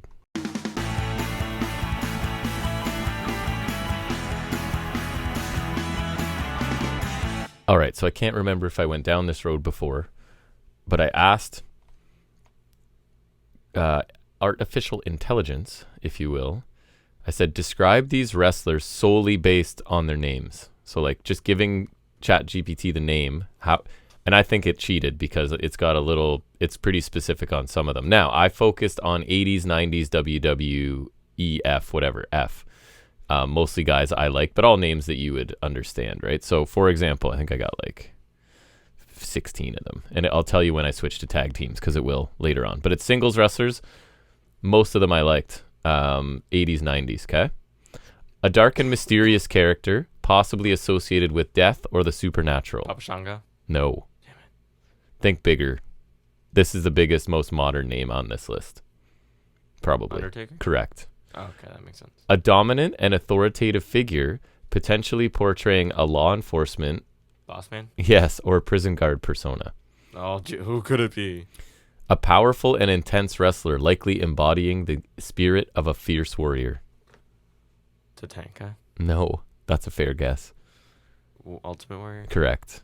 I feel like Tatanka they thought was going to be another warrior. Well, yeah, because they gave him like an undefeated streak, but then they wasted it for freaking Ludwig Borga, who did nothing. I saw a video on him. Yeah, I watched an entire video on him. I think it was Cultaholics, like true crime series. I think he was a legit badass, but he was, and he was in Japan for a while. He's the wrestling didn't messed go up. He's interesting. Yeah. All right. Number 4, a cunning and calculating character, possibly with a serpentine or deceptive persona. one word really gives that one away in there. Deceptive? Serpentine. Oh, Jake. Correct. A colorful and charismatic wrestler, possibly known for high-flying moves and energetic performances. Savage? No, think of someone I liked who wasn't a big star. And this is what I mean. Like, I think they're going by more than just a name, because it's a pretty accurate description. Not a jobber, but like enhancement-ish. One of my faves. Coco? Yeah, Coco. Coco Beware. A wealthy and arrogant Hall of Famer. A wealthy and arrogant persona, like portraying a character with a lavish lifestyle or sense of entitlement. Duke the Dumpster Drosy? No. DiBiase? Yes. A wrestler known for his skill and precision, likely emphasizing technical expertise and athleticism. Hart? No. Perfect? Yes. Okay, so I was going to say those would have been both of my guesses. Yeah, no, I was going to say Perfect first, but then I feel like I thought there'd be something more specific to like being perfect. Or like Healy even, because this was all pretty. Yeah. A charismatic and attractive persona, possibly known for his charm and seductive demeanor. Rude. Correct. Yeah, has to be Rude. Like they're clearly going by more than just the name, right? Because they're like nailing part of their character. Yeah. A tough and eccentric character, potentially incorporating elements of barbering into his persona. Gee, I mean, do you need a minute? Bruce the Barber Beefcake. That makes sense. Correct. I mean, that one is more taking from the name if you include the middle part. Yeah. Like that, at least it's like right. Makes sense. Probably something Barbary, you know. Yeah. Number 10. A character focused on his own beauty and self-admiration, possibly portraying arrogance and vanity. Martel. Because of arrogance? Yeah. No. Like, remember I said Michaels? that might come up later because you referred to this wrestler earlier? Who did I? Arrogance and vanity. I don't remember. Who'd be the vainest one ever of the 80s, 90s? No. Like specifically his name was related to being vain. Luger? And you mentioned, the narcissist. Oh. You mentioned it like I think before we were recording. Oh. No, okay. Number 11. I did say that. A large and imposing wrestler, likely portraying a sumo wrestler or a character with a Japanese theme. Yoko. Yeah. Who else portrays? That's not even like. And how did they immediately go sumo wrestler? From the name? Like, yeah, right. I don't. A tough and aggressive persona, possibly with a razor-sharp edge to his personality. Razor. Yeah. Okay, tag team. That one, again, at least it's from the name. Like tag teams for the last 4. What you asked for. Right. Yeah, that's true. A destructive and powerful tag team, likely known for their brute strength and intimidating presence. Natural disasters? No. Legion of Doom? No. Demolition? Yes. A unified and skilled tag team, possibly emphasizing technical wrestling abilities and teamwork. Hearts? Correct. Yeah. Like, that's pretty... That's like, come on. Like, wouldn't it be something heart related? Yeah, You would think, like they wear hearts, probably wear hearts on their tights. Or yeah, like... Although it's HART, so maybe not. A tag team with a British theme. Likely known for... Okay, that one's good. likely British known Bulldogs. for their agility and tenacity. Yeah, Bulldogs. Are bulldogs, like, are literal bulldogs known for agility and tenacity? Maybe. Tenacity, probably. Agility, maybe not. Last one. A wild and unorthodox team, possibly known for their unconventional tactics. Bushwhackers? And, yes, and comedic antics. So, come on. There's no way you would get that. Yeah, ChatGPT is a big saying something else. Dirty cheater. Yeah. But anyways, it's kind of fun. I was interested to see what it would do there. And now we'll it's not switch. like they can get something wrong there at least. Right. No, they were pretty bang on their descriptions. Well, it's like, I mean, if it's like up to them to describe, it's like, I mean, most of the time they can't get that wrong. No, that's true. Let's switch back to talking about some more wrestling from this week, whatever we liked and didn't from the stuff we watched. It's Highspots and Restholds.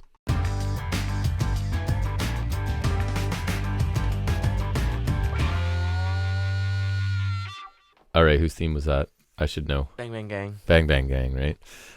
Okay, so you said you had some nuggets from Raw, so what do you have for us there? Started on Monday. Not much. I just kind of wanted to have something, so we're going pathetic here. All right. What I wrestled was the UFC used Raw to set up a fight. I saw that. Unnecessary. I don't think like as many fans watch crossover as they think. I feel like it's almost the opposite. Like most people, it's like one or you the watch other. the fake one.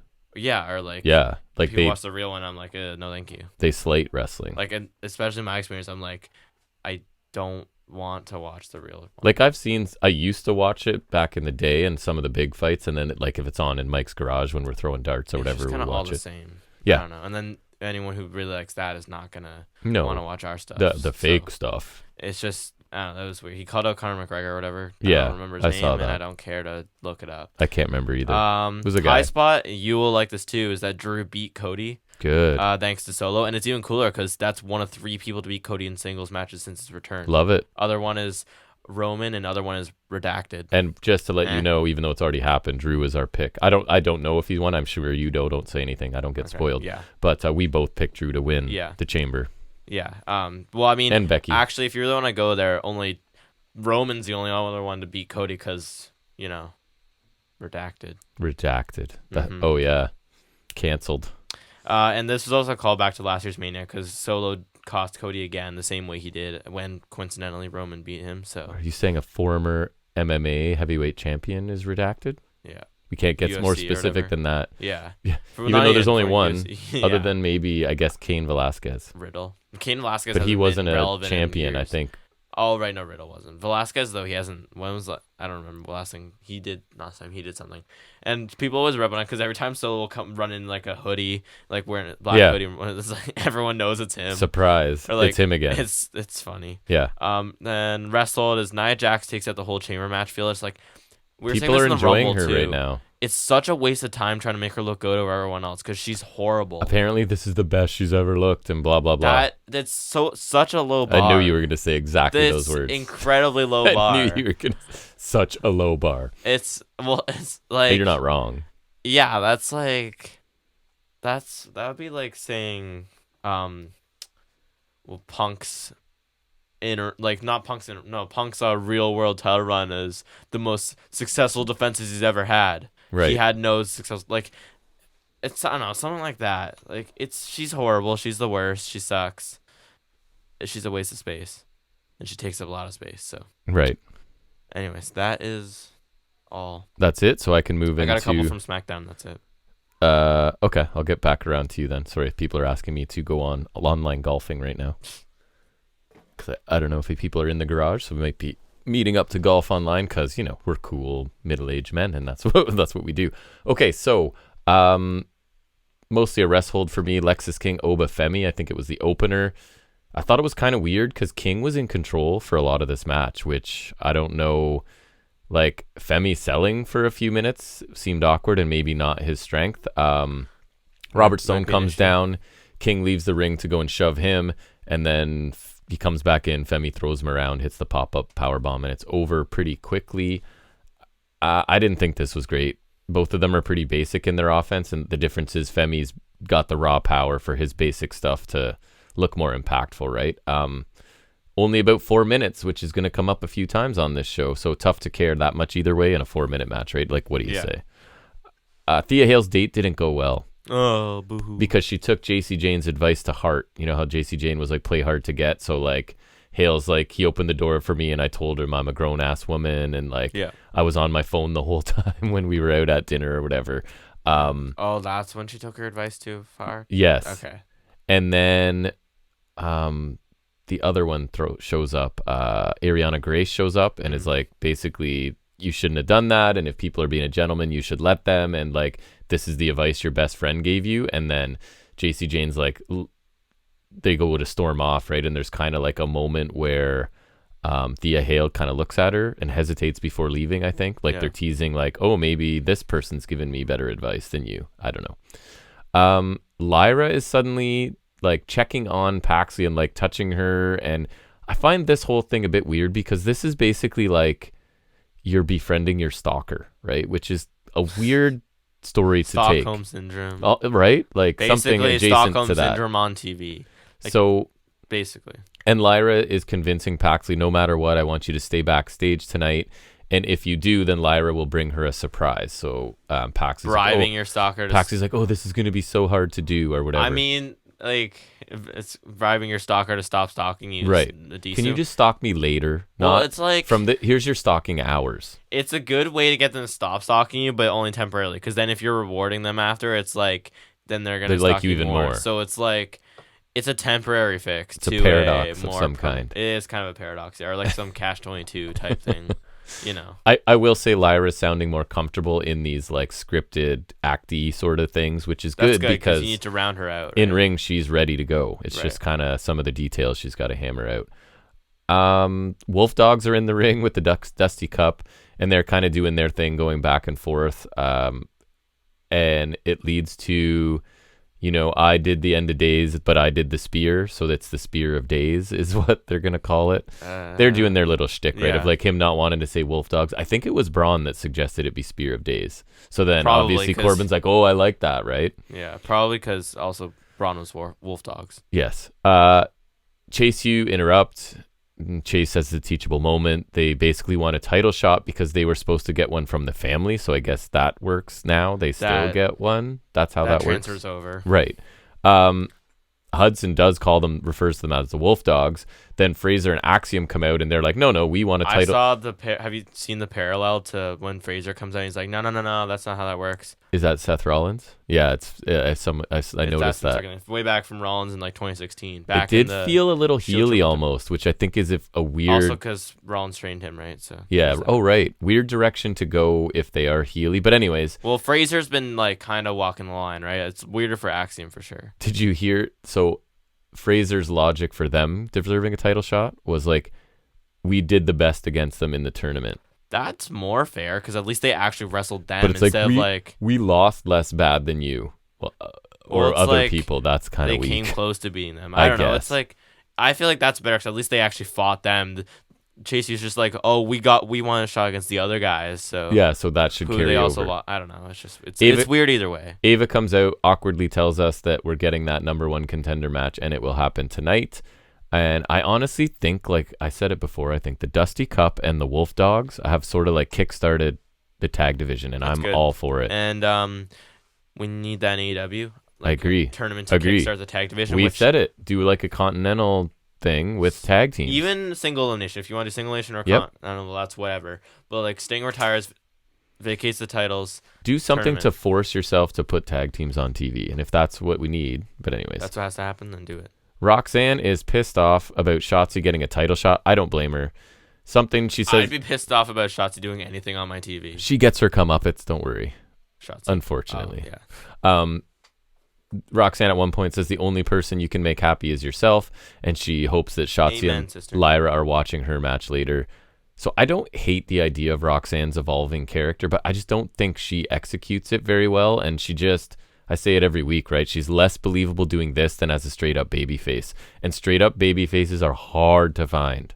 Believable, just what they used to call like white meat babyface. Gargano, Daniel Bryan back in the day. Sami Zayn can do it. Oh yes, how could I forget? He's amazing fantastic at it, right? Hangman Page can do it. Hangman, obviously. Although I wouldn't quite call him like the white meat. He's more like the Hangman's thoughtful, whatever. Hangman's kind of like Zayn. It's like even more literal because Zayn's kind of pale. Right. White meat. Then we get the next like this cryptic white text over black screen that we're getting. Something about he will be a mirror to people who deny the truth. Sure. Who is this? You know what I'm wondering? If it's not Okada, then... Remember they were showing Boa in the background of things? Yeah. And this feels like something... Who was he? Tian Sha, remember? No, but like, who was Boa recently backstage with? Dante Chen. Thank you. Why do you know that? Guy that doesn't watch NXT. I've just been seeing that. What's wrong with you? I think Dante Chen had the face paint on with him once. But then it's weird because Dante Chen was just on SmackDown because he was Breaker's debut opponent. And he was normal. So I don't know what the deal is. Because I don't know who this is. I've heard them teaming up on like... Might have been on Level Up or something. I don't know. And so maybe like, oh, they're okay on Level Up. We're ready to give them a little gimmick. That seems to be what most people have done. Because like, so I'm not. A lot I don't of know. people have been Level Up and then they move. They level up, so to speak. I'm partly trying to set my expectations low so that like I'm not. It's Okada or something exciting, and then it's not. But anyways. Yeah, because like now Okada seems to be leaning towards AEW, which I don't know. Ren Sinclair takes on Roxanne Perez, and you were doing some schoolwork, so you were in the room for the middle chunk of NXT. Gronkowski needs to get new ring gear. It's so horrible. She was doing the it's like half instead of half country pants. Like it was it's Adidas. Half Adidas, but then like it made me laugh because I think she had the stripes 3 stripes. Too. That's funny. That's like, a funny touch to me. Go through that worked. Like I don't. It's just like please. So I think she's in an area where she's more experienced and better than like the name image like the NIL women. Yeah, no, she is because she's been like in NWA and she's been wrestling a bunch of places before. Right. So, but not like quite. Solid. Yeah. And anyways, this was Roxanne is being very aggressive, and she's sort of talking trash along the way, working Sinclair's arm. Pop rocks, then rolls it into submission, and Ren taps to the crossface. Crippler crossface. Yeah, that's it. I thought it was okay at best. Roxanne is kind of inching further toward being a heel, which I think like there was more heel mannerisms and things in this match. And I think Ren may have something as a babyface, right? I haven't been super impressed in ring, but they haven't given her much time either. The ring gear. Because guess what? This was just barely over 4 minutes. You want to see the Zack Ryder gear I told you about that you don't remember? That I don't remember. Okay. Metaphor are with... It's arguably worse. And type Zack Ryder. No quarter catch crew are backstage. They have some basic banter, and Dar wants to know who he's facing. And of course, they're like, our rules mean you don't get to know who until you're in the ring. So like Gulak posted about that because he was like, who should face or whatever, and then like I commented should be Dempsey, and I actually got on his story because like he was posting a bunch of the comments that people put on his story, so I ended up on there. But you need to post those things on our Instagram for the podcast. You're right. See, that's just the worst thing ever. But this is the no quarter clause. The catch clause. So who allows them to have this? Why does Noam Dar? Does Ava not care? I guess? Why is Dar the champion have to be like, oh, you guys just get like that's just how it is. You guys get to. It's a cool thing, but it's like not. I agree, and I want to like them, but like.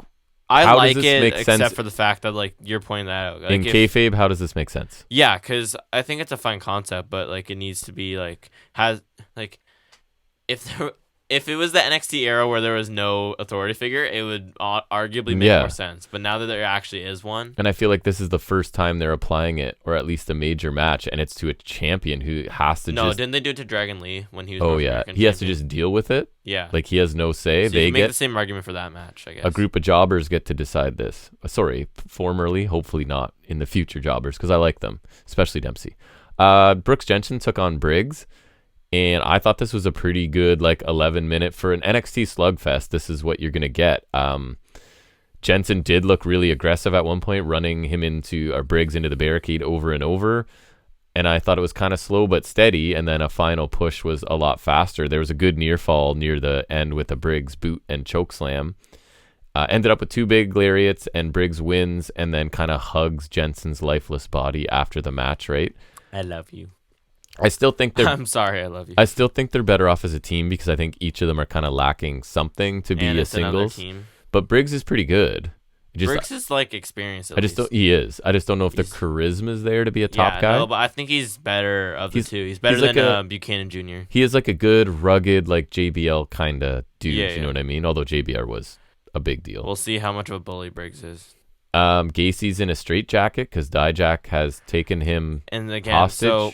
I mean, I would say Ava allowing the catch clause is one thing, but her just letting a kidnap go down on her who points watch. out the problem with this? That was weird. The Luca Crucifino. I thought that was funny. What a bizarre... Luca Crucifino's there and going I think what you're doing is illegal to Dijak, right? I like that at least. That was funny. It's a good use of him. It was just for a little bit of comedy. It made me chuckle because I was there and I was like, I think his character's kind of funny. And the point is Gacy's fine with all of this torture because this is his new thing, is that no matter what, you can't break me or whatever, I guess. But anyways, it was fine. Dijak didn't say a lot. It kept it short. And Luca was kind of funny, comic relief, right? In the barbershop, you saw this, and I thought it was awesome. Oh, yeah, I really like it. Mello all alone, just cutting a pre-recorded promo. He's all alone, but he ain't lonely, right? He had his pride and his principles. He didn't snake his spot or get too big for his boots. Those are sort of references to how he feels about Trick, right? And he said, Trick, you could have had any spot, top 5, right? You could have been 5th, you could have been 2nd, but... you wanted to be number 1, and that can't happen, right? And that's a problem because you should have known. So anyways, long story short, Heel Mello is cool as hell. Heel Mello's way better. Back. I said that when he was kind of turning face. I was always waiting for this to happen. Yeah. That was a while ago because I was before his title run, but it's nice for him to be back at the peak of his power. So I thought he sounded awesome. I thought the clips they played, it was a slick little package of highlights and stuff playing behind it. Really good segment.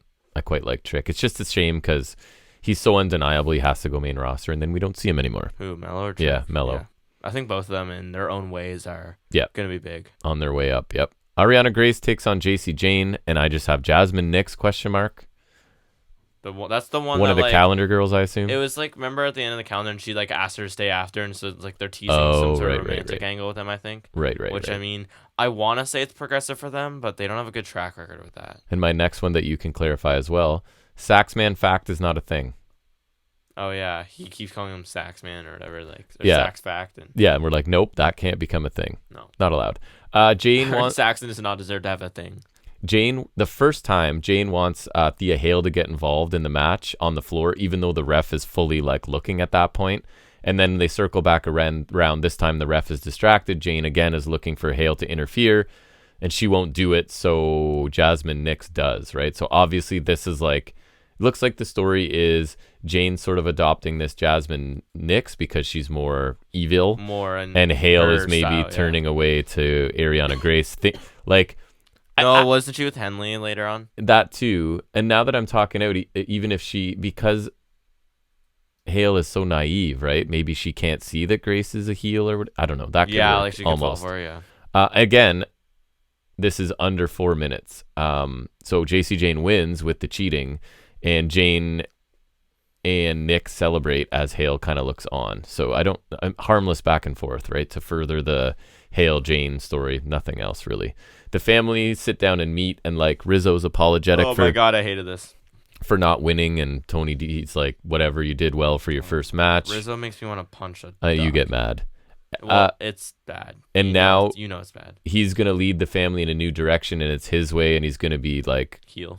Yeah, he's going to really be the Dawn of NXT, so maybe a heel turn. It makes more sense for their characters. For sure. Well, then get rid of the cartooniness as much as you can. Like, Rizzo's is so bad. No one talks like that. We're babyface mobsters who have, like, killed people and thrown people in the trunks of cars, but we're comedy.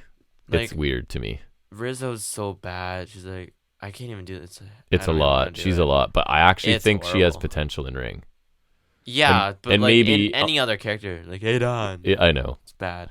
Ridge Holland sits down with Sarah Schreiber, right? And Dana Brooke.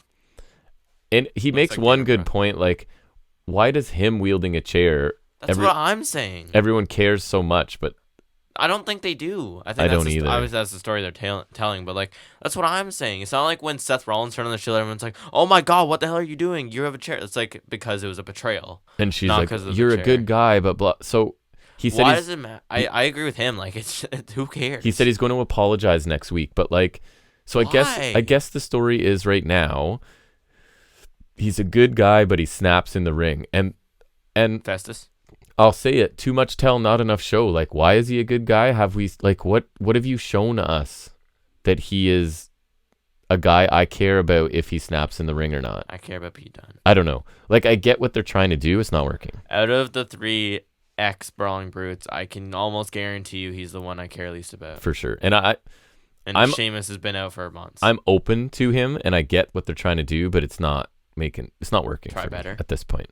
Axiom and Fraser versus Chase U in that #1 contender match. I thought this was a really good tag match.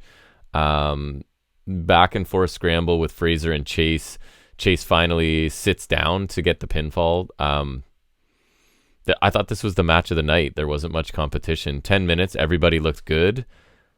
But now NXT is infected with the disease of the Good Brothers, which is I laughed as soon as I saw this on Instagram because I could not wait to tell you. Super Can I just upsetting cue up their theme now? No. Not the WWE one, of course. The better one. Yeah, this is like if you said, who would you least want? And I'll talk about it. Shotzi and the Good Brothers. I'll talk about why in a minute because they appear again.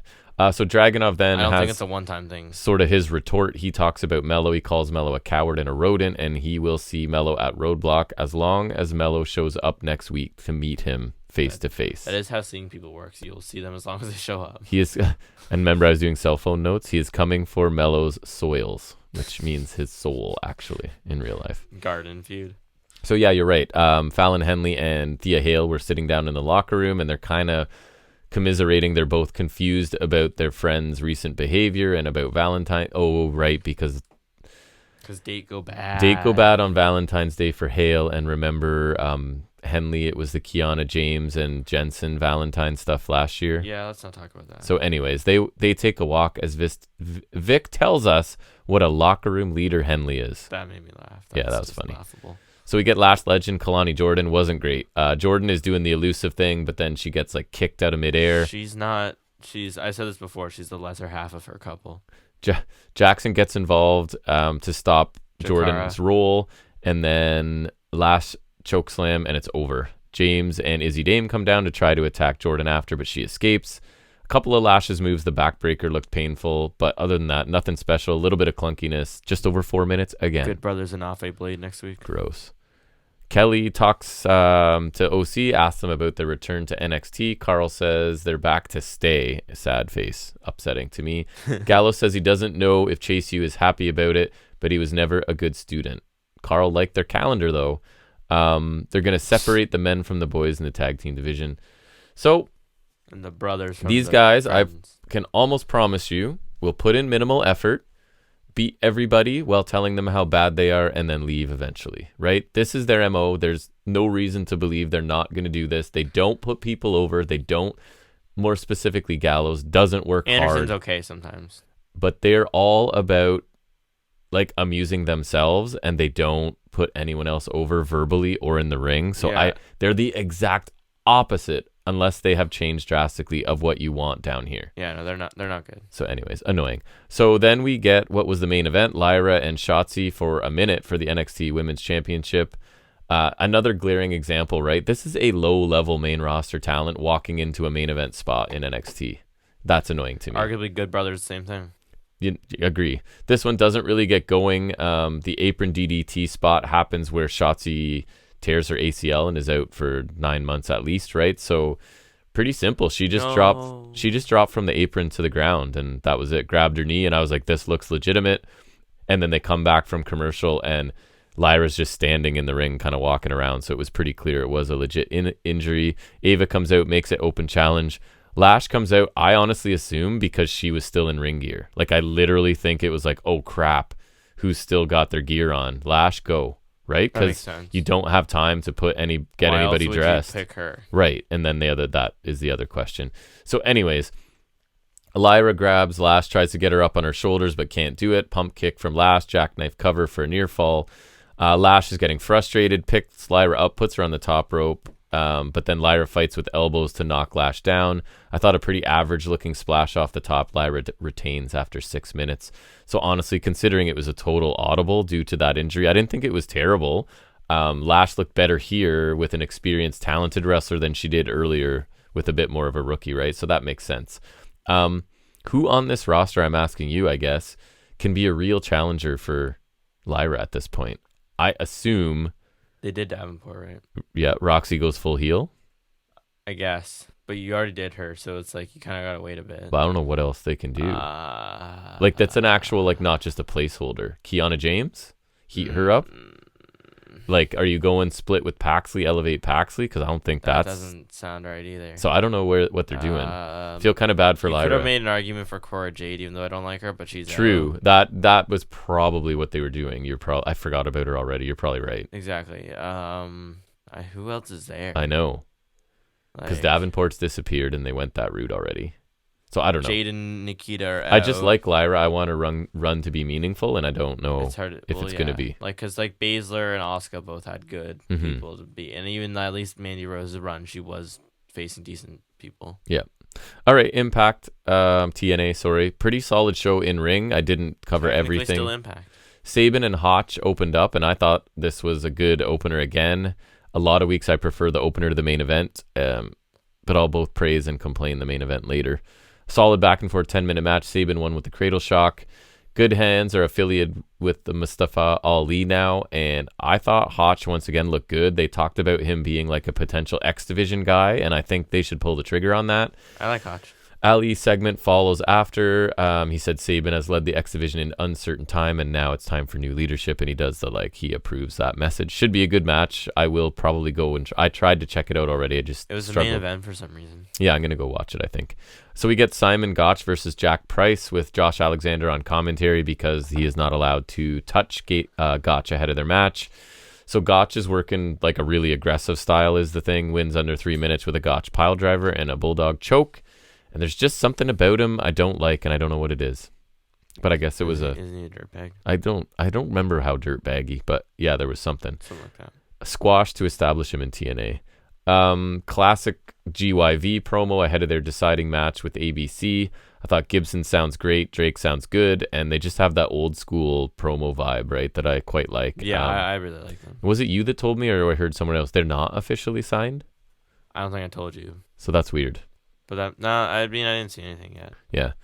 Macklin versus Trent Seven, I thought was a good TV match. Got a bunch of time, like 15 minutes. Macklin won with the KIA, which you asked me what that was, right? It's a double underhook DDT. I saw it. It didn't look great.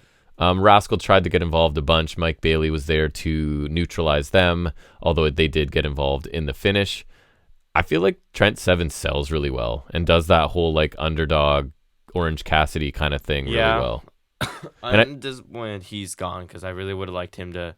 They never got to do British Strong Style, like the full faction in WWE. No. So he's definitely Cash Republic's stupid. Remember the angle in UK where he was like getting in shape? Definitely not the angle he's working right now. He's but and then they had like the retirement angle with Mustache Mountain. Like that was solid. It was the dying days of UK. Yeah, I think he and Bailey make an interesting team if that's the route they're going. So good win for Macklin because I think he's gearing up to face Nemeth. Giselle Shaw has ditched Savannah Evans and Jay Vidal, and Gail Kim approves. Gail talks about doing things with dignity and humility, and Shaw just isn't having it. And I think if they really want to elevate Shaw, I was thinking about this, she should just beat Jordan Grace. Jordan Grace can take a loss. I don't think she did. I don't remember. And a win against Grace would be huge for Giselle Shaw. But anyways, don't spoil it because it happened and I don't know. I'm going to watch it. Eric Young takes on Frankie Kazarian. Nope. Kaz refuses, says that he'll face Young on his own timeline, but he's found at the pay-per-view, by the way, and the winner gets the title shot. Right. Oh yeah, I heard it was for number one contender, which makes. I feel like that was a late addition. That makes sense for sure. Yeah. Kaz says he's found somebody from Young's past to face tonight, and it's Big Damo, which I thought was cool. Dane. I enjoy him. I used to like him. I think he's a good big man, honestly, especially in TNA because he's not like a giant WWE big man. He's more capable than Khan per se. Absolutely, and PCO in my opinion. Yep. At this point, Dane can do some stuff, and I thought he had that decent run. Remembering him and Drake Maverick had that. Yeah, they were funny together. With the theme song, I surprisingly like. They were funny. Yeah. Eric Young wins with a pile driver in under 5 minutes. I also forgot that he has history with Eric Young. It's not just right Sanity, right? Yeah. Yeah. Like he Even was I remembered that because remember Madman Fulton was yes. in that, but then he went to TNA.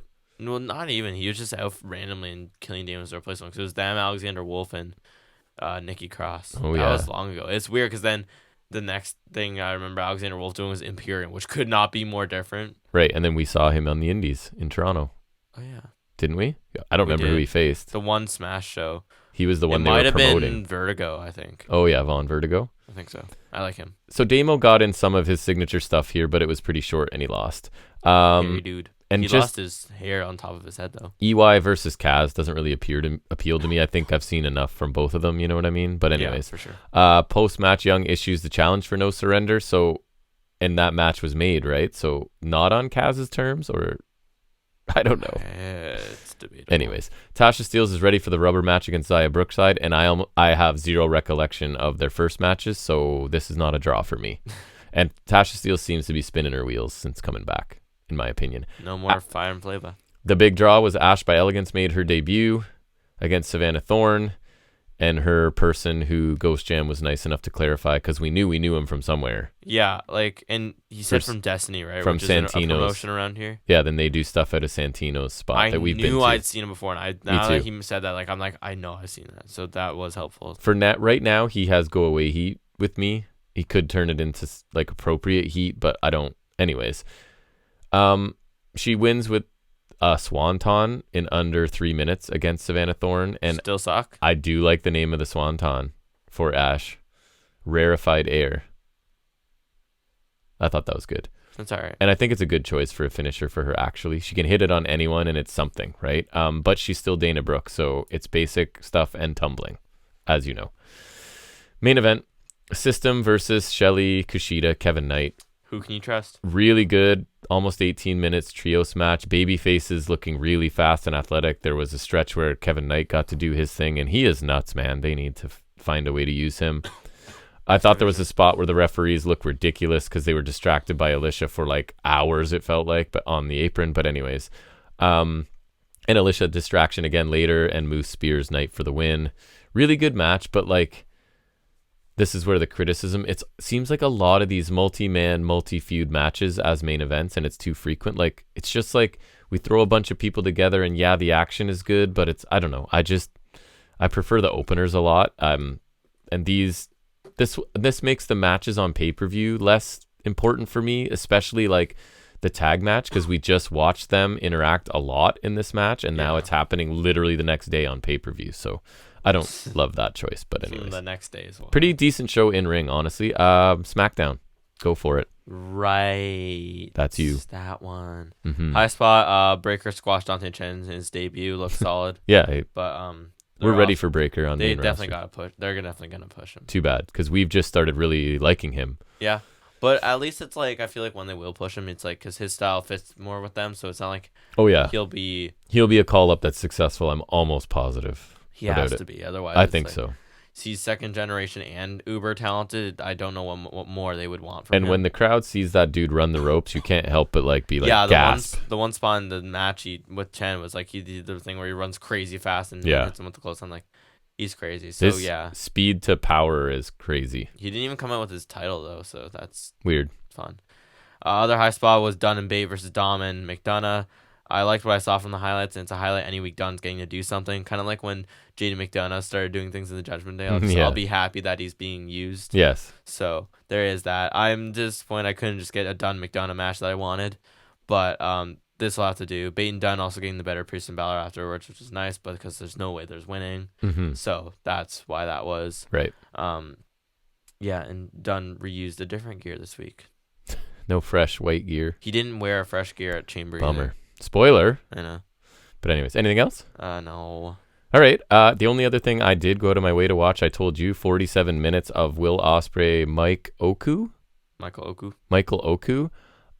It was pretty awesome. It was really slow going for a while, and then I was telling you the commentary were so, even though the heel commentator was a bit much, they did such a great job of filling me in on stuff, so I felt like I was in on the story and all the callbacks and stuff along the way, because apparently the story was that Oku is now, like, he's very young and thin, right? But that he's bigger now to take more punishment, because apparently, even though it was a really good match in the first one, Ospreay just beat the hell out of him for most of it. Mm-hmm. So this looked like the middle part that was happening again, but Oku could take more punishment, and he kept kicking out, and then it went into like crazy mode where everybody's kicking out. If you don't like that style, right? Like they're kicking out of, like I told you, Ospreay hit everything consecutively, and he still kicked out. But anyways, the story was, and he still had the bloody towel from the last match, which he gave to, Ospreay had it, and he like threw it at Oku's second, who was a woman, I'm not sure, who ended up taking a couple bumps, including getting nailed with the hidden blade. And I told you Oku hit, I think, 3 hidden blades, and they looked awesome. Anyways, and that this basically Ospreay on his way out was making sure that this guy was ready to be the guy and blah blah blah. So it was cool. He put Oku his over. Last Rev Pro, I think.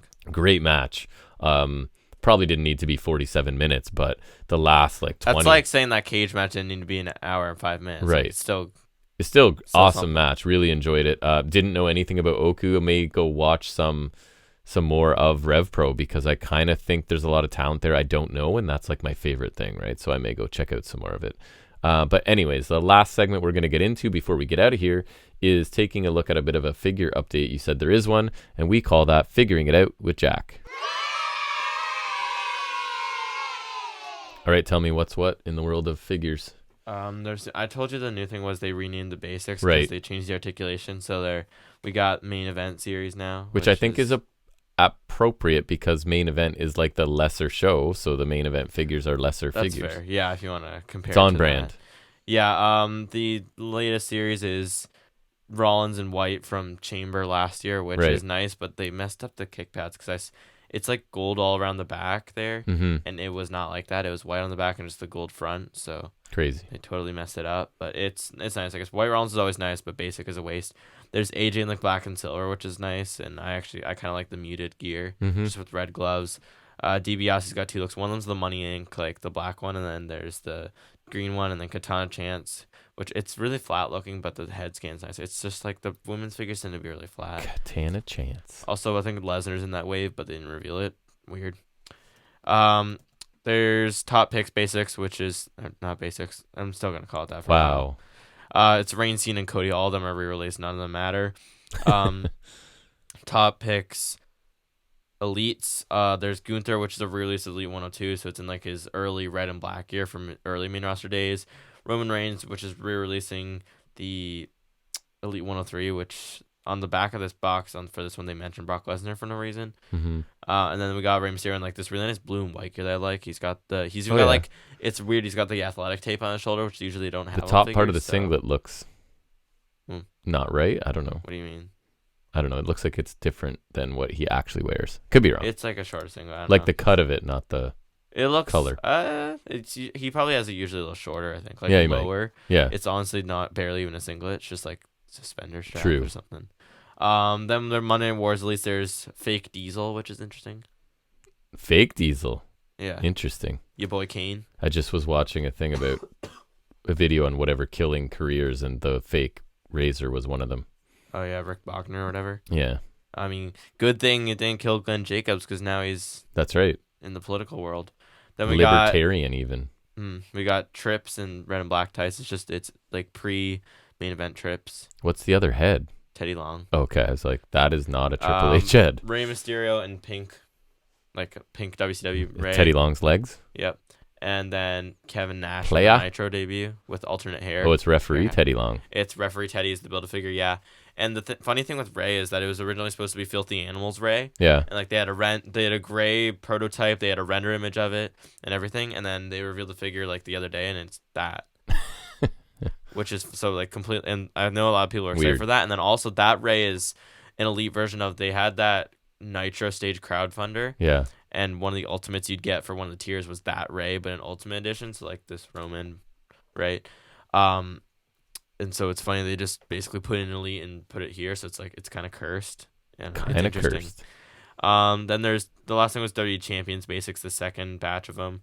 It's basically just the new basics with belts. So there's Cena with the spinner belt. It's like they just give the belts like a flatter finish. Okay. But the belt, that one looks solid. There's Hogan with the Winged Eagle, which is your late birthday present. Absolutely not. And then this Austin, microphone you got me, by the way, I am in love with it right now. So people, if you like the sound of this mic, this guy, boom. This is like the best budget mic. And Austin with the Attitude belt, which look at those knee braces. No Smoking Skull is a disappointment. This is the one they just put that figure in a battle pack, so now you don't even have to get the battle pack with the weird Triple H if you don't want it, so you could just wait for that. The packaging is nice because it's like black and gold basic packaging. I'll find it, because it is actually pretty nice. You never save the packaging though.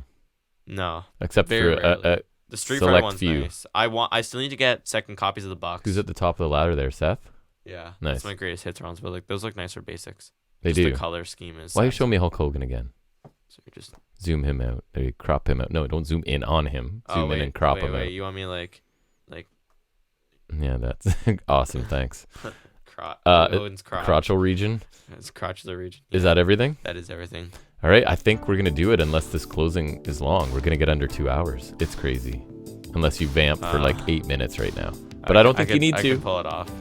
So that's going to wrap up 188. We appreciate you taking any time out of your week to come listen to us talk about wrestling. We do have the worst of in the chamber to be fired at some point. And we'll come back next week. We'll talk about Elimination Chamber, maybe a bit of whatever was it No Surrender? Yeah, that's nailed it. One. And then we'll preview Revolution. Yeah, we're excited about that one. I'm looking forward to that. So we look forward to seeing you back here next week for 189. And until then, everybody, take care.